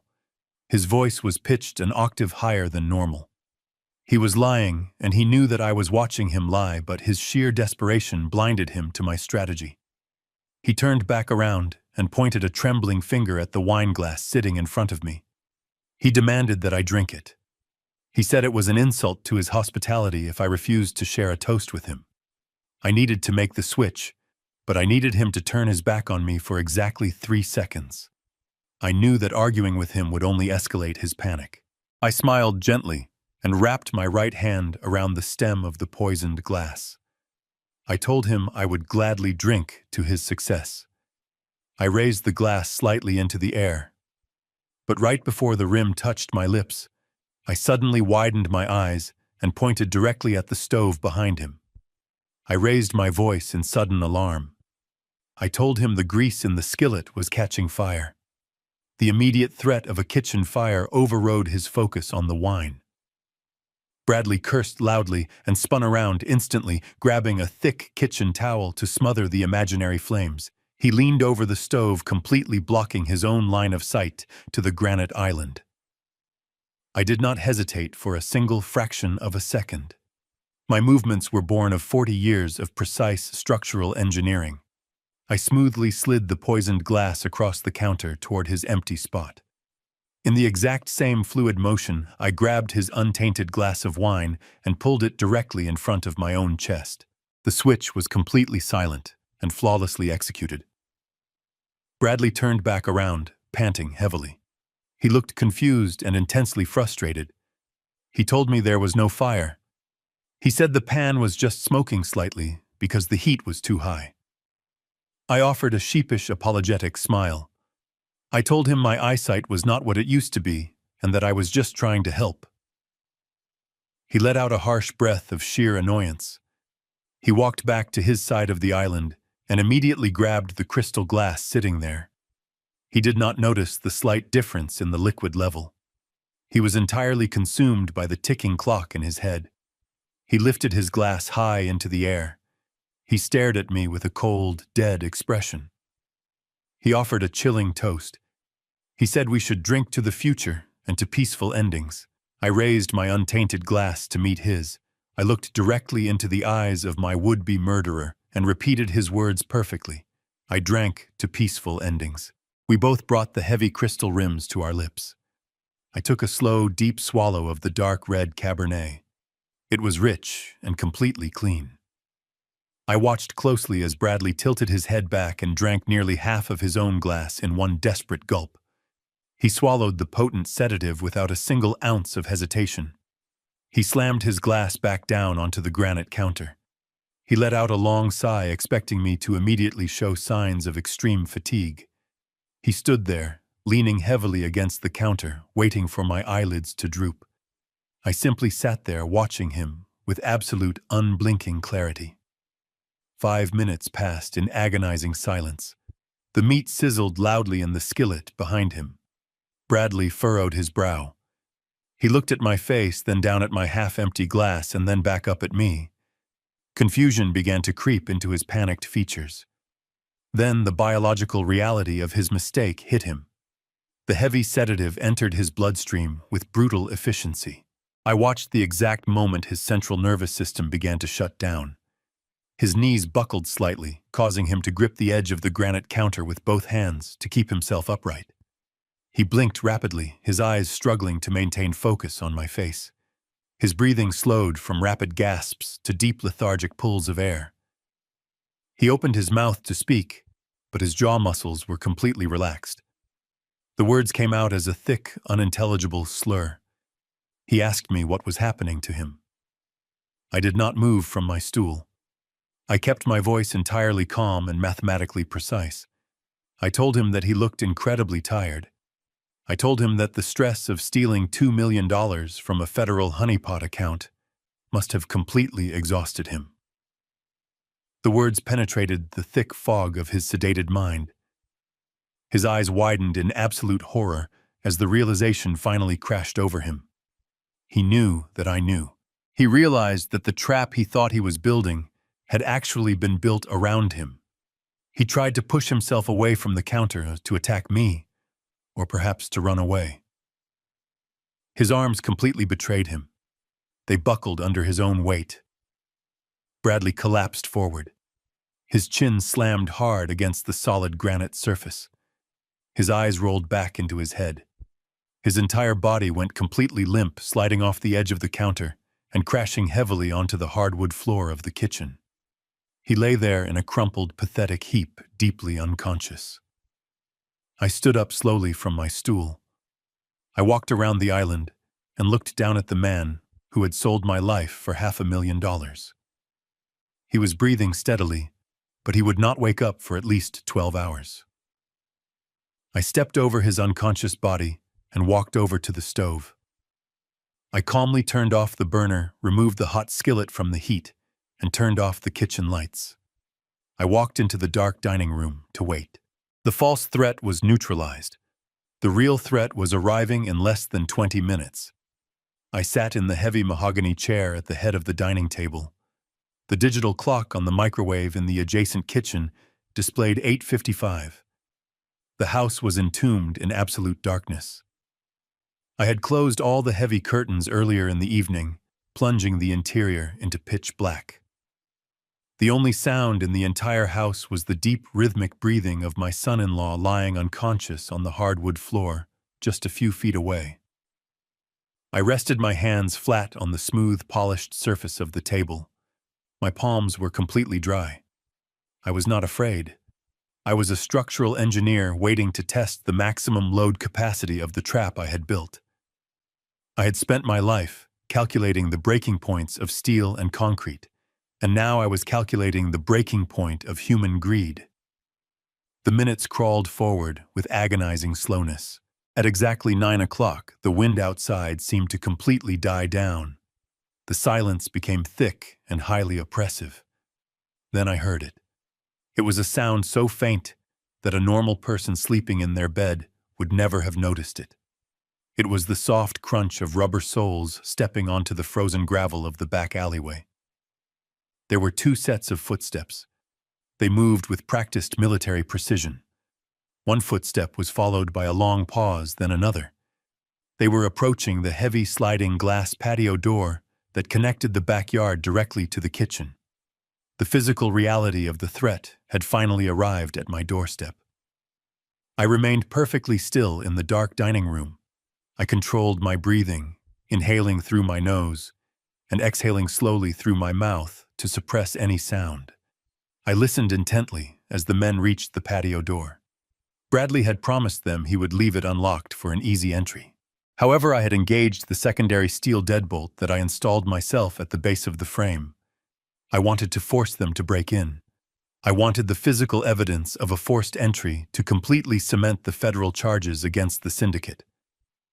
I heard the metal handle rattle slightly in the dark. When the door did not slide open, the men did not panic or walk away. They were cold professionals executing a paid contract. A moment later, I heard the sharp, distinct sound of a glass cutter scoring the thick pane of the patio door. It sounded like a diamond dragging slowly across ice. This was followed by a dull thud as they applied direct pressure to snap the glass. A suction cup was likely used to remove the broken piece, silently preventing it from shattering loudly on the concrete patio.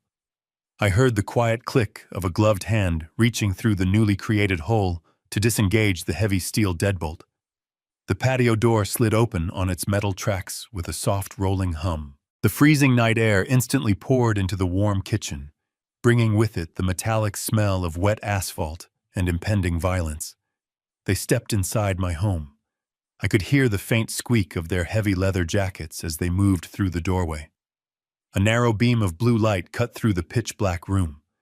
They were using a tactical flashlight with a color filter to preserve their night vision. The beam swept methodically across the kitchen counters, illuminating the stainless steel appliances and the abandoned cast-iron skillet still sitting on the stove.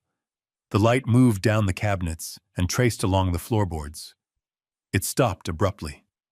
The blue beam focused entirely on the crumpled, unconscious body of Bradley lying motionless on the kitchen floor. The two men froze in their tracks.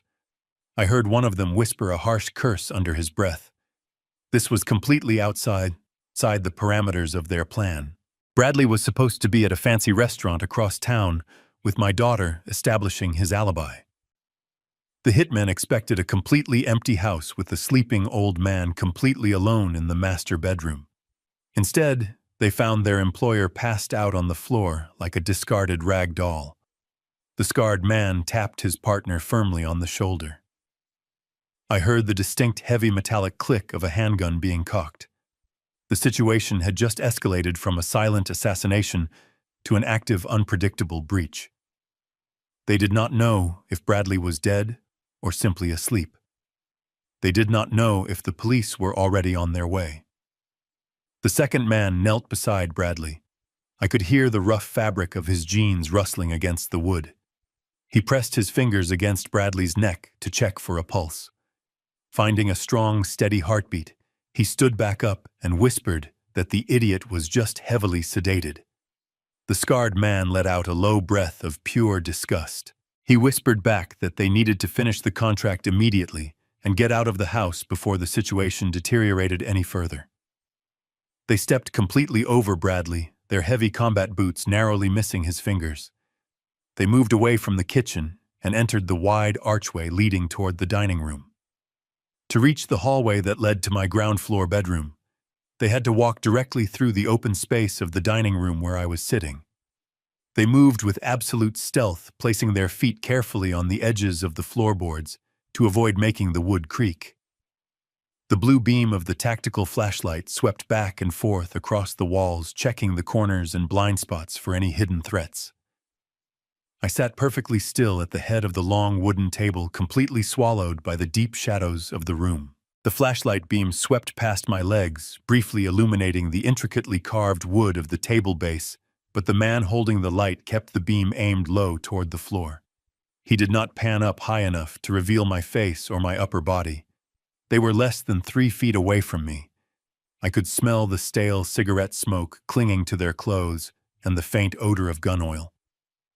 I could hear the heavy, controlled rhythm of their breathing in the quiet room. The scarred man was holding a dark metal pistol equipped with a long, cylindrical silencer. He held the weapon tightly against his chest, in a tactical grip, sweeping the barrel in perfect synchronization with his line of sight. They walked right past the dining table, completely ignoring the dark corners of the room. Their eyes were locked entirely on the closed wooden door of my bedroom at the far end of the hall. They firmly believed their target was sleeping soundly behind that door. They believed they were the invisible predators stalking a helpless prey, completely unaware that the prey was sitting right beside them, watching them walk straight into the jaws of a federal trap. The two men were 3 feet past my chair. Their blue tactical light was focused entirely on the heavy oak door of my bedroom at the far end of the hall. They were completely oblivious to the fact that their target was sitting directly behind them in the pitch-black room. I held a heavy crystal glass in my right hand. It contained a generous pour of my 30-year-old single malt scotch over a single cube of ice. I raised the glass to my lips. I took a slow, deliberate sip. The dark liquid burned pleasantly down my throat. Then I deliberately tilted the glass. The solid cube of ice slid across the crystal and hit the side of the glass with a sharp, distinct clink.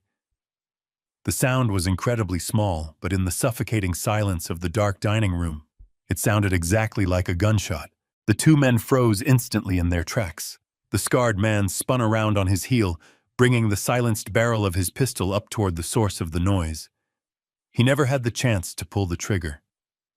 Before his eyes could even begin to adjust to the deep shadows, the massive crystal chandelier hanging directly above the dining table snapped on. It did not just turn on, it exploded into blinding maximum brightness. I had specifically asked Matthew to wire the main light switch to a remote detonator held by one of his agents outside. The sudden violent flood of harsh white light completely overwhelmed the highly sensitive night vision of the two hitmen. They flinched hard, throwing their free hands up to shield their severely dilated pupils from the excruciating glare. The sudden shift from total darkness to absolute illumination robbed them of their spatial awareness and their tactical advantage in a single second. I did not blink. I had been staring down at the dark mahogany table, keeping my eyes perfectly adjusted to the impending light. I sat completely relaxed at the head of the table, my hands resting casually on the polished wood. I looked up at the two contract killers who had come to end my life. They looked absolutely pathetic. They were squinting painfully through the sudden brightness, completely disoriented and completely out of position. The predator dynamic had shifted completely. The scarred man blinked rapidly, trying desperately to force his vision to clear. He aimed his weapon blindly in my general direction, trying to reassert control over a room he had already lost. He opened his mouth to shout a command, but the words died instantly in his throat. From the dark archways of the living room, the kitchen, and the main hallway, 12 heavily armed federal agents stepped silently into the blinding light. They did not shout. They did not issue dramatic warnings. They did not negotiate. They simply moved with lethal military precision, forming a perfect, inescapable tactical perimeter around the two hitmen. The only sound in the room was the terrifying mechanical chorus of 12 assault rifles chambering rounds in absolute synchronization. It was a heavy metallic clack that signaled absolute authority. Matthew stepped out from the deep shadows directly behind my chair. He was wearing his heavy tactical vest emblazoned with the bright yellow letters of the Federal Bureau of Investigation. He held his service weapon in a two-handed grip aimed directly at the center of the scarred man's forehead. A dozen solid red laser sights cut through the bright air of the dining room, pinning themselves directly onto the chests, the throats, and the heads of the two intruders. The red dots held perfectly steady, painting a terrifying target on their bodies. The hitmen realized immediately that they had stepped into an insurmountable trap. They were expecting a sleeping civilian, and they had walked directly into a heavily fortified federal sting operation. The second man, the one who had checked Bradley's pulse in the kitchen, slowly lowered his hands. He let his tactical flashlight roll off his trembling fingers and crash onto the hardwood floor. He raised both of his empty hands high into the air, his face completely drained of color. He surrendered without speaking a single word. The scarred man, however, was a hardened criminal. His pride and his adrenaline kept his finger hovering dangerously close to the trigger of his silenced pistol. He looked at the federal agents surrounding him, and then he looked directly at me. His eyes were wide with pure disbelief and rising panic.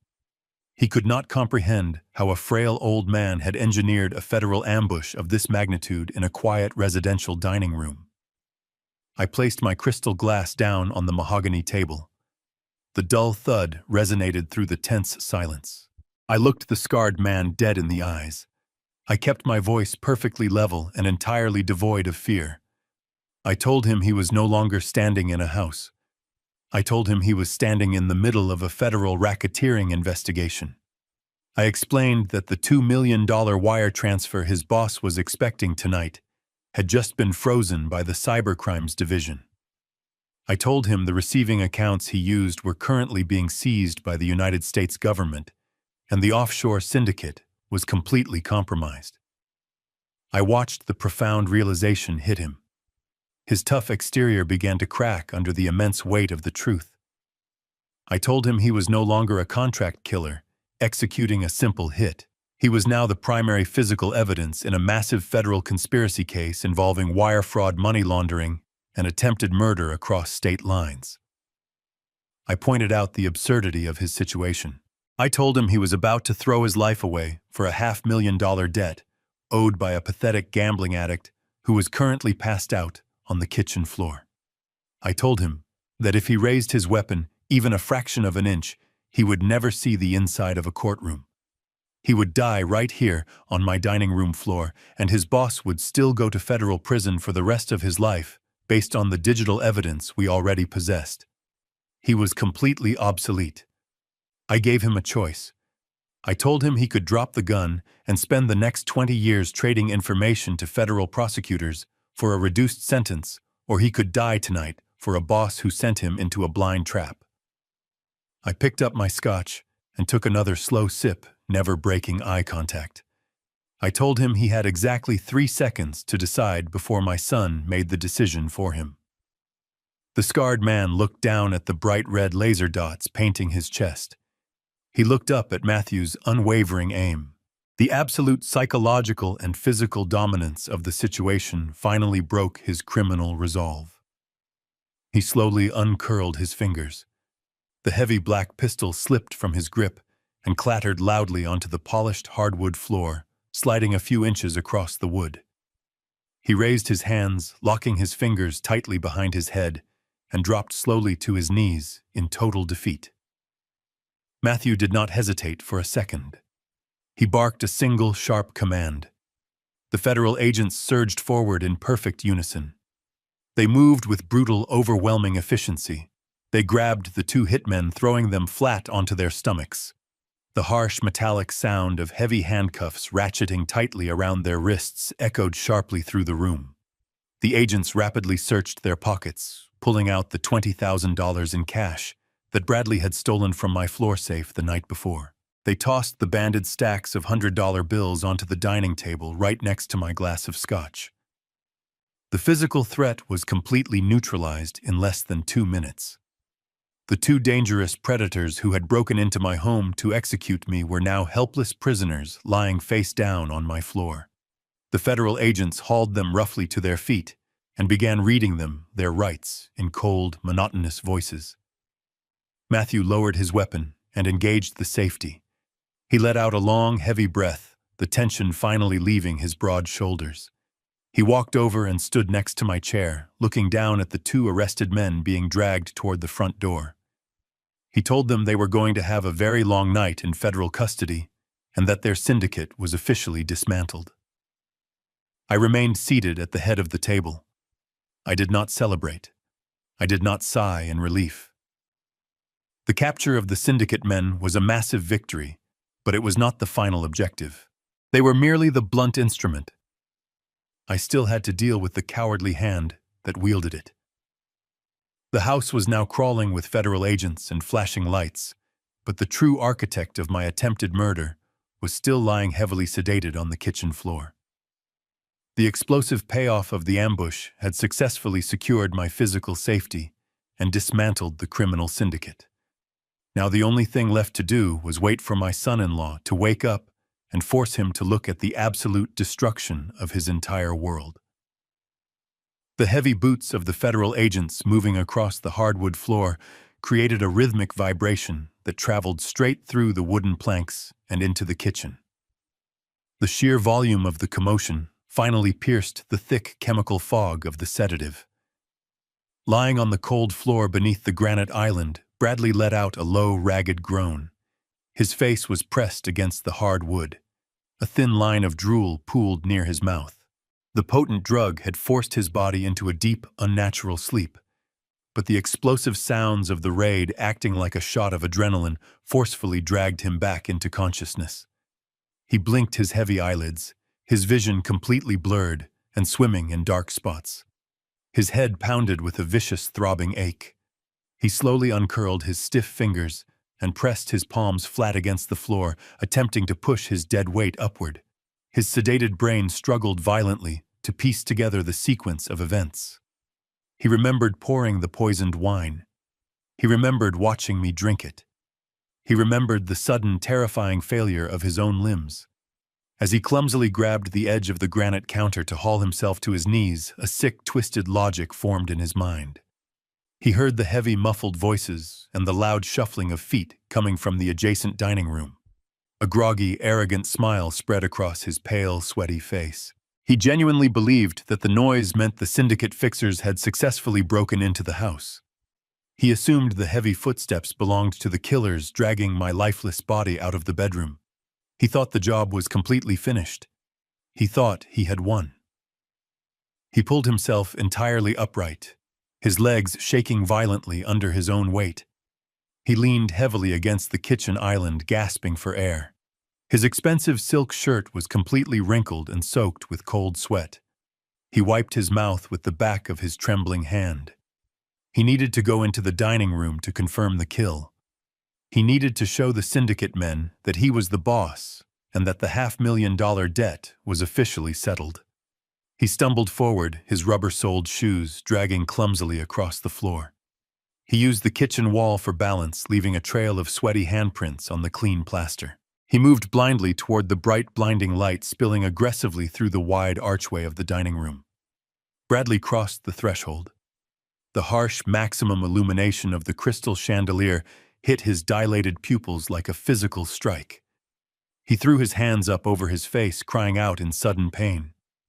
He stood there, swaying slightly in the entryway, waiting for his eyes to adjust to the agonizing brightness.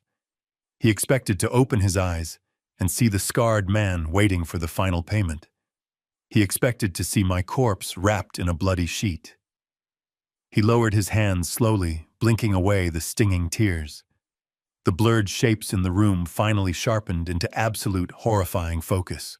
The very first thing his brain registered was the color yellow. It was not the soft yellow of a lamp. It was the bold, reflective yellow of thick, tactical lettering printed across dark Kevlar vests. He saw 12 heavily armed men wearing federal tactical gear standing in a tight perimeter. His heart completely stopped beating in his chest. The remaining fog of the sedative evaporated instantly, replaced by a freezing rush of pure, unadulterated terror. He looked down at the floor. The two ruthless syndicate killers he had hired were not standing tall and victorious. They were kneeling on the ground, their faces pressed humiliatingly against the wood, their hands bound tightly behind their backs with thick metal handcuffs. Bradley opened his mouth to speak, but no sound came out. His throat completely seized up. His eyes darted frantically around the room, desperately searching for a way to wake up from this nightmare. His gaze locked onto the polished surface of the mahogany dining table. Sitting directly under the bright lights were the 4 thick stacks of $100 bills he had stolen from my hidden floor safe. The $20,000 down payment was sitting perfectly aligned, completely out of his reach. It was no longer money. It was highly documented federal evidence of a murder-for-hire plot. Then he slowly raised his eyes to the head of the table. The ultimate realization struck him with the devastating force of a wrecking ball. He expected to see an empty chair. Instead, he saw me. I was sitting perfectly upright, entirely unharmed and completely calm. I was holding a crystal glass of single malt scotch. I was looking directly back at him with an expression of cold, absolute dominance. I did not look like a frail, easily manipulated father-in-law. I looked like the architect of his total destruction. The entire architecture of his life collapsed in a single second. Bradley looked at my calm face and then he looked back toward the kitchen. The horrifying truth finally connected in his mind. He realized that I had switched the wine glasses. He realized that I had known about the hitmen all along. He realized that the frozen wire transfer of the $2 million was not a bank error, but a deliberate federal honeypot designed specifically to trap him. Every single lie he had told, every single forgery he had signed, and every single arrogant move he had made was carefully monitored and masterfully countered. His knees completely buckled. This time, it was not the sedative pulling him to the floor. It was the sheer, crushing weight of reality. He dropped heavily to his knees in the doorway, staring blankly at the armed federal agents surrounding him. He was trapped in a cage of his own making, and I held the only key. Matthew stepped forward from the line of agents. Bradley looked up and recognized his own brother-in-law wearing a federal badge and holding a service weapon. The familial connection severed the last remaining shred of Bradley's sanity. He tried to crawl backward into the kitchen, his polished fingernails scraping pathetically against the floorboards. He shook his head violently from side to side, muttering panicked, nonsensical denials under his breath. He was a man who had spent his entire adult life projecting extreme wealth control and superiority. Now he was reduced to a weeping, trembling mess on the floor of the house he had tried to steal. He was completely surrounded, entirely outsmarted, and facing decades in federal prison. The awakening was absolute. Bradley knelt on the hardwood floor, staring at the federal agents. His mind, still fighting the lingering effects of the sedative, desperately tried to construct a plausible lie. He looked at Matthew and then at me. He raised his hands in a pathetic gesture of surrender and began to weave a frantic, disjointed story. He claimed he had no idea who those two men were. He swore they must have broken in while he was cooking dinner. He pointed to his own face, sweating and pale, and argued that they must have drugged his wine to knock him out so they could rob the house. He played the victim with a sickening desperation, his voice cracking, as he begged Matthew to believe that he had just barely survived a violent home invasion. He said he was just trying to cook a nice meal for his father-in-law. I sat at the head of the mahogany table listening to his pathetic performance. I did not interrupt him. I did not raise my voice to argue. I simply let him exhaust his lies until the silence in the room became unbearable. The federal agents did not move. Matthew stood perfectly still, his face an impenetrable mask of professional disgust. Bradley's voice eventually trailed off into a pathetic whimper. He looked at me, his eyes wide with a desperate pleading hope that I might actually be foolish enough to believe him. I reached into the inner pocket of my suit jacket. I did not pull out a weapon. I pulled out a thick stack of folded papers. I placed them flat against the polished wood of the dining table. I slid the top document slowly across the smooth surface. It stopped exactly 3 inches from Bradley's kneeling form. It was the architectural blueprint of my house, the exact same blueprint he had handed to the contract killers last night. Right next to it, I slid the second document. The durable power of attorney bearing the forged gold notary seal. I looked down at him. I kept my voice entirely flat and mathematically precise. I told him that an engineer knows how to identify a structural failure long before the building actually collapses. I pointed to the power of attorney. I told him his forgery was incredibly sloppy. I explained that he had installed a keystroke logging program on my computer, stolen my digital identity, and used it to secure a $500,000 second mortgage against my property through a shadow bank in the Cayman Islands. Bradley gasped. He recoiled from the papers as if they were burning hot. The lie about the home invasion died instantly on his lips. He stuttered, trying to formulate a defense, trying to claim he was forced into it, but I did not give him the space to breathe. The conflict chaining required me to dismantle every single escape route he had. I reached into the stack again and produced the printed wiretap transcripts. I slid them across the table. I told him we knew about the massive gambling debt. I told him we knew about the illegal sports betting syndicate. I pointed to the printed audio logs and stated that my son had been listening to his phone calls for weeks. I told him we heard him beg the syndicate boss for an extension. We heard him promise to use my death to liquidate my primary investment portfolio by Monday morning. Bradley began to shake uncontrollably. Tears streamed down his face, mixing with the heavy sweat. He clutched his chest, hyperventilating. He looked at Matthew and begged for mercy, claiming he was in too deep, that they were going to kill Rachel if he did not pay them. He tried to use my daughter as a human shield to excuse his murderous greed. That was the final straw. I picked up the last piece of paper from my stack. It was the heavily redacted log from the Federal Cybercrimes Division. It detailed the exact digital footprint of the $2 million transaction he had attempted to authorize just a few hours ago. I held the paper in my hand and leaned forward in my heavy mahogany chair. I looked directly into his terrified, bloodshot eyes. I told him he was not a victim trying to save his wife. He was a greedy parasite trying to steal a fortune. I reminded him of the bank statement I left on my desk this afternoon. I told him that money did not exist. It was a digital honeypot designed exclusively to catch him. I watched his face contort in absolute horror as the final piece of the puzzle snapped into place. He realized he had abandoned the complex mortgage plan simply because he thought he saw an easy $2 million sitting unprotected. I leaned closer. I delivered the final crushing blow with absolute certainty. I said your wire transfer did not bounce, Bradley. It went straight into federal evidence. He let out a loud, agonizing cry. It was the sound of a man watching his entire existence evaporate. I told him he had just committed felony wire fraud across state lines. I told him he had initiated the transfer using a compromised internet protocol address, linking him directly to an international money laundering operation.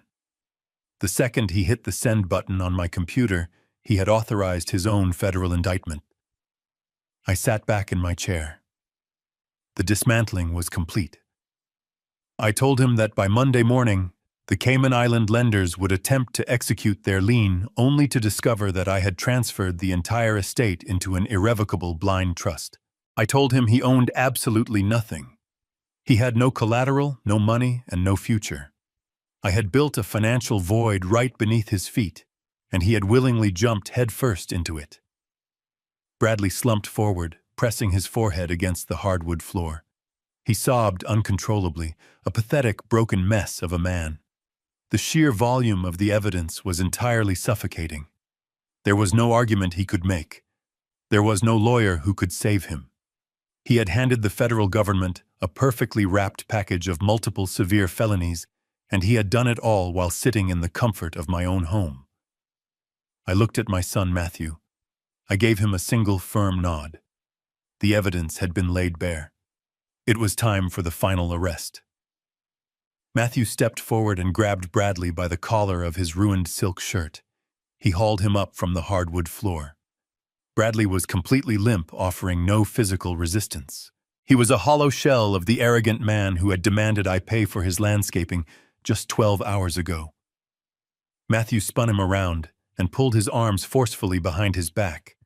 The sharp metallic ratcheting of the steel handcuffs echoed off the dining room walls. It was a beautiful sound. It was the sound of a parasite being permanently removed from its host. Matthew leaned close to Bradley's ear and recited his Miranda rights. The words were delivered with the cold, mechanical precision of a federal agent entirely detached from the familial bond. Two other agents stepped in, grabbing Bradley by the arms. They began to march him out of the dining room and toward the front door. Bradley dragged his feet, his head hanging down in absolute shame. He did not look back at me. As they pulled the heavy front door open, the flashing red and blue lights of the federal vehicles outside flooded the entryway. The cold night air rushed in, carrying the sound of crackling police radios. At that exact moment, a sharp, piercing scream shattered the remaining tension in the house. I turned toward the main staircase. My daughter Rachel was standing halfway down the steps. She was clutching the wooden banister, staring in absolute horror at the sight of her husband being shoved into the back of a black federal vehicle. She was wearing her expensive silk pajamas, the same ones I had purchased for her birthday. She looked completely bewildered, unable to comprehend the massive federal operation occupying her living room. She let go of the banister and ran down the remaining stairs. She tried to rush toward the front door, shouting Bradley's name. Two heavily armed agents immediately stepped into her path, crossing their arms to block her exit. Rachel shoved violently at their tactical vests, demanding that they let her husband go. She screamed that there had been a terrible mistake. She demanded to see a warrant. When the agents did not move a single inch, she spun around and locked her eyes on me. Her face twisted into a mask of pure, unadulterated fury. She marched into the dining room, her bare feet slapping loudly against the hardwood floor. She stopped directly across the mahogany table from me. She pointed an accusatory finger at my face and demanded to know what I had done. She accused me of calling the police on her husband to ruin their life. She screamed that I was a bitter, jealous old man trying to destroy her marriage because I was miserable. I sat perfectly still in my chair. I looked at the woman I had raised. The emotional detachment I felt earlier in the kitchen solidified into absolute granite. I did not raise my voice. I did not try to comfort her. I looked at her with the cold, analytical gaze of an engineer inspecting a condemned building. I told her to lower her voice immediately. I stated that she was currently standing in the middle of a federal crime scene, and her screaming was completely useless. Rachel gasped, completely offended by my lack of warmth. She slammed her hand on the table and yelled that I had absolutely no right to speak to her like that. She demanded that I fix this situation right now. She ordered me to call my lawyers and bail Bradley out of jail. She still believed that she possessed the authority to make demands in my house. I picked up the forged power of attorney and the wire fraud logs from the table. I held them up so she could see the official seals and the digital timestamps. I kept my voice incredibly flat. I told her that her husband was not a successful real estate developer. I told her he was a degenerate gambling addict who owed $500,000 to an illegal sports betting syndicate. I watched her face carefully.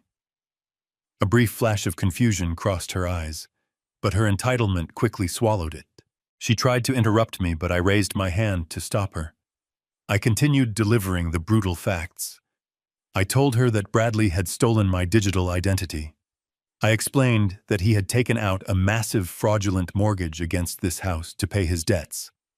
I told her that when the syndicate demanded immediate payment, her husband had hired 2 contract killers to murder me in my sleep tonight. I pointed a steady finger toward the front door, telling her that the hitmen were already in federal custody. I stated clearly that her husband had sold my life to save his own. Rachel stared at me, her mouth opening and closing silently. The truth was far too massive for her greedy mind to process. Instead of showing horror at the fact that her husband had tried to orchestrate her father's assassination, her mind instinctively gravitated toward the money. She asked what was going to happen to the house. She asked what was going to happen to her inheritance. She did not ask if I was okay. She did not express a single ounce of relief that I was alive. She only cared about the financial fallout. That single question confirmed everything I needed to know. I placed the documents back onto the table. I stood up slowly from my mahogany chair. I drew myself up to my full height, towering over her. I told her she no longer had an inheritance. I explained that I had legally transferred the deed to this house and every single penny of my liquid assets into an irrevocable blind trust.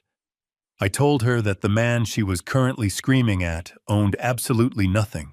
I told her that she had chosen to defend a parasite over the father who had given her everything, and now she was going to reap the exact consequences of that choice. Rachel's face turned completely white. She staggered back a step, gripping the back of a dining chair for support. She whispered that I could not do that to her. She claimed that she had nowhere else to go. She reminded me that she was my daughter. I looked her dead in the eye. I told her that she stopped acting like my daughter a long time ago. I told her she was merely a tenant who had overstayed her welcome. I checked my heavy silver watch. I announced that it was currently 10 o'clock at night. I told her she had exactly 1 hour to go upstairs, pack whatever personal clothing and toiletries she could carry in 2 suitcases, and vacate the premises. Rachel began to cry loudly, but it was not the crying of a remorseful child. It was the loud, manipulative sobbing of a spoiled brat who had finally been denied a toy. She dropped to her knees and begged me to let her stay. She promised she knew nothing about Bradley's criminal activities. She pleaded with me not to throw her out onto the street in the middle of the night. I did not feel a single drop of pity.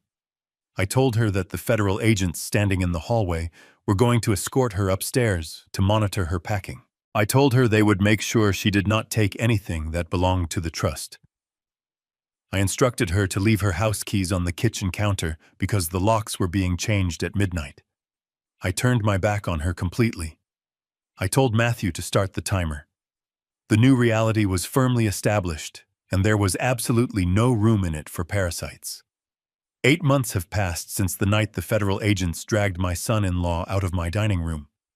The legal system is often described as a slow and frustrating machine. However, when that machine is fed a diet of absolute undeniable proof, it moves with devastating and unstoppable certainty. I recently sat in the back row of a highly secure federal courthouse in downtown Chicago. I wore a perfectly tailored charcoal suit. I sat with my posture perfectly straight.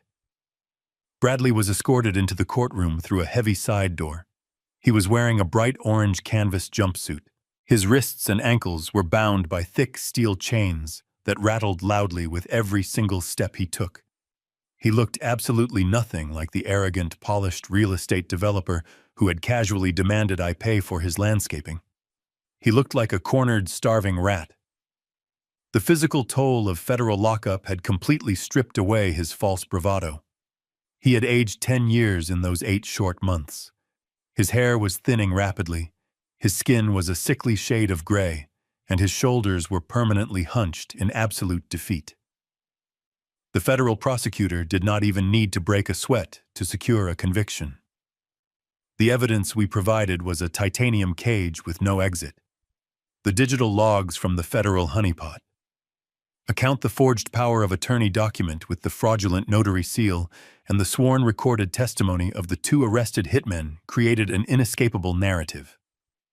Bradley tried desperately to plead for leniency. He stood before the federal judge and cried openly. He blamed his severe gambling addiction. He blamed the extreme pressure of the real estate market. He even tried to blame the syndicate, claiming they had forced him to orchestrate the murder under the threat of violence against his wife. The judge was entirely unmoved by his pathetic tears. The judge looked down from the high wooden bench and stated that a gambling addiction is a sickness, but hiring contract killers to execute a family member for financial gain is a calculated evil choice. The heavy wooden gavel fell with a loud final crack. Bradley was sentenced to 20 years in a maximum security federal penitentiary without the possibility of early parole. Bradley's conviction was only the very first domino to fall in the chain. Facing the terrifying prospect of spending the next 2 decades behind bars, he surrendered completely. He turned state's evidence and sang like a canary. He gave the federal agents every single name, every offshore routing number, and every physical drop location he had ever interacted with. The illegal sports betting syndicate that had quietly terrorized the city for over a decade was completely dismantled in a matter of weeks. The scarred man and his partner received multiple life sentences for their extensive history of contract violence. The syndicate boss was pulled from a luxury yacht in international waters and extradited back to the United States to face severe federal racketeering charges. Furthermore, the shadow banking institution in the Cayman Islands attempted to execute their fraudulent lien against my house on that following Monday morning. Exactly as Jonathan Reed had predicted, the county clerk rejected the claim instantly. The bank absorbed a massive $500,000 loss. They realized they had been completely outsmarted and immediately cut all ties with Bradley's frozen accounts. The massive financial void I had constructed swallowed my daughter completely. When Rachel walked out of my house that Friday night, with only 2 suitcases, she truly believed she could simply hire an aggressive lawyer to break my irrevocable trust. She was entirely delusional. Every single estate attorney she consulted took one look at Jonathan Reed's flawless legal architecture and immediately refused to take her case. The trust was utterly impenetrable. Because she was still legally married to Bradley, his massive financial liabilities and federal restitution orders effectively destroyed her credit score. The bank aggressively repossessed her expensive luxury sports car. All of her high-limit credit cards were permanently canceled. The lavish, comfortable lifestyle she felt so inherently entitled to evaporated overnight. She fell from the top of the social ladder straight down to the hard concrete of reality. I received a detailed update about her current living situation from Jonathan just a few weeks ago. The trust I established provides a strictly controlled living allowance, but the stipulations are exceptionally rigid by design. The funds are dispersed directly to a landlord for a tiny one-bedroom apartment on the industrial, heavily polluted side of the city. She does not receive a single dollar of liquid cash to spend on herself. To buy groceries, pay for her basic electricity, and afford everyday necessities, the woman who once demanded I completely remodel my house to her exact specifications is now forced to perform manual labor. She took a job as a cashier at a local low-income discount grocery store. She stands on her feet for 9 exhausting hours a day, wearing an unflattering polyester uniform, scanning barcodes and bagging heavy produce for minimum wage. Jonathan told me she frequently has to serve the very same wealthy country club members she used to socialize with. She finally understands the true value of a dollar, because she is finally being forced to earn one through her own sweat and profound humiliation. The world had been completely rebalanced. The parasites that had attached themselves to my life and drained my resources were surgically and permanently removed. I did not feel a single ounce of regret for the absolute destruction of their comfort. They had tried to build a beautiful paradise for themselves directly on top of my grave. Instead, they dug their own financial and legal graves while I watched them from a safe, untouchable distance. Justice is not always a natural occurrence in this world. Sometimes justice must be meticulously engineered from the ground up. Sometimes you have to let the greedy wolves walk right into your house just so you can securely lock the doors behind them and watch the entire structure collapse permanently on their heads. The morning air was crisp and completely still. I sat in the heavy wooden rocking chair on my back patio, holding a ceramic mug of dark roast coffee. The sun was just beginning to rise over the tree line, casting long, peaceful shadows across the freshly cut grass. The yard was immaculate. I had hired the landscaping service myself, not to impress the neighbors, but because I finally had the time and the quiet mind to appreciate my own home. Sitting in the identical rocking chair next to me was my son Matthew. He was not wearing his heavy federal tactical vest today. He wore a simple gray hooded sweatshirt and faded blue jeans. His service weapon was locked safely in his vehicle. For the first time in 8 months, he was simply my son, and I was simply his father. We did not speak for a long time. We did not need to fill the silence with useless chatter. The silence itself was the ultimate victory. I looked at the heavy sliding glass patio door. The pane of glass that the contract killers had meticulously cut out had been professionally replaced months ago. The heavy steel deadbolt at the base of the frame was securely locked, but it no longer felt like the lock on a prison cell. It felt like a boundary. I realized in that quiet moment that true peace is rarely a natural occurrence. Peace is not something you can simply wish for, and it is certainly not something you can buy by sacrificing your own dignity to appease greedy people. Peace must be engineered. As a structural engineer, I spent 40 years of my life studying the fundamental laws of physics. I learned very early in my career that if a foundation is built on rotten wood, no amount of expensive paint or cosmetic repairs will prevent the house from eventually collapsing. You have to be willing to tear the rotten wood out completely, even if it means destroying a part of the house you loved. Bradley and Rachel were the rotten wood in the foundation of my life. I had allowed them to live under my roof out of a misguided sense of parental obligation. I had allowed their entitlement and their deceit to silently compromise my safety. When the ultimate stress test came in the form of a midnight phone call and a massive gambling debt, the structure of our family failed entirely. But I did not let them bring my roof down on top of me. I became the architect of my own survival. I took a slow sip of my hot coffee. The bitter taste was deeply comforting. I looked over at Matthew. He was staring out at the rising sun, a look of profound contentment on his face. I was incredibly proud of the man he had become. He possessed the exact same unwavering moral compass that my late wife had possessed. He understood that loyalty is a two-way street, and he had risked his entire federal career to protect my life. He was the load-bearing pillar of this family. Rachel had made her choice, and now she was living with the brutal consequences of her own arrogance. I did not miss her. The space she used to occupy in my heart was not empty. It was simply swept clean. The irrevocable blind trust operates entirely in the background, exactly as Jonathan Reed promised it would.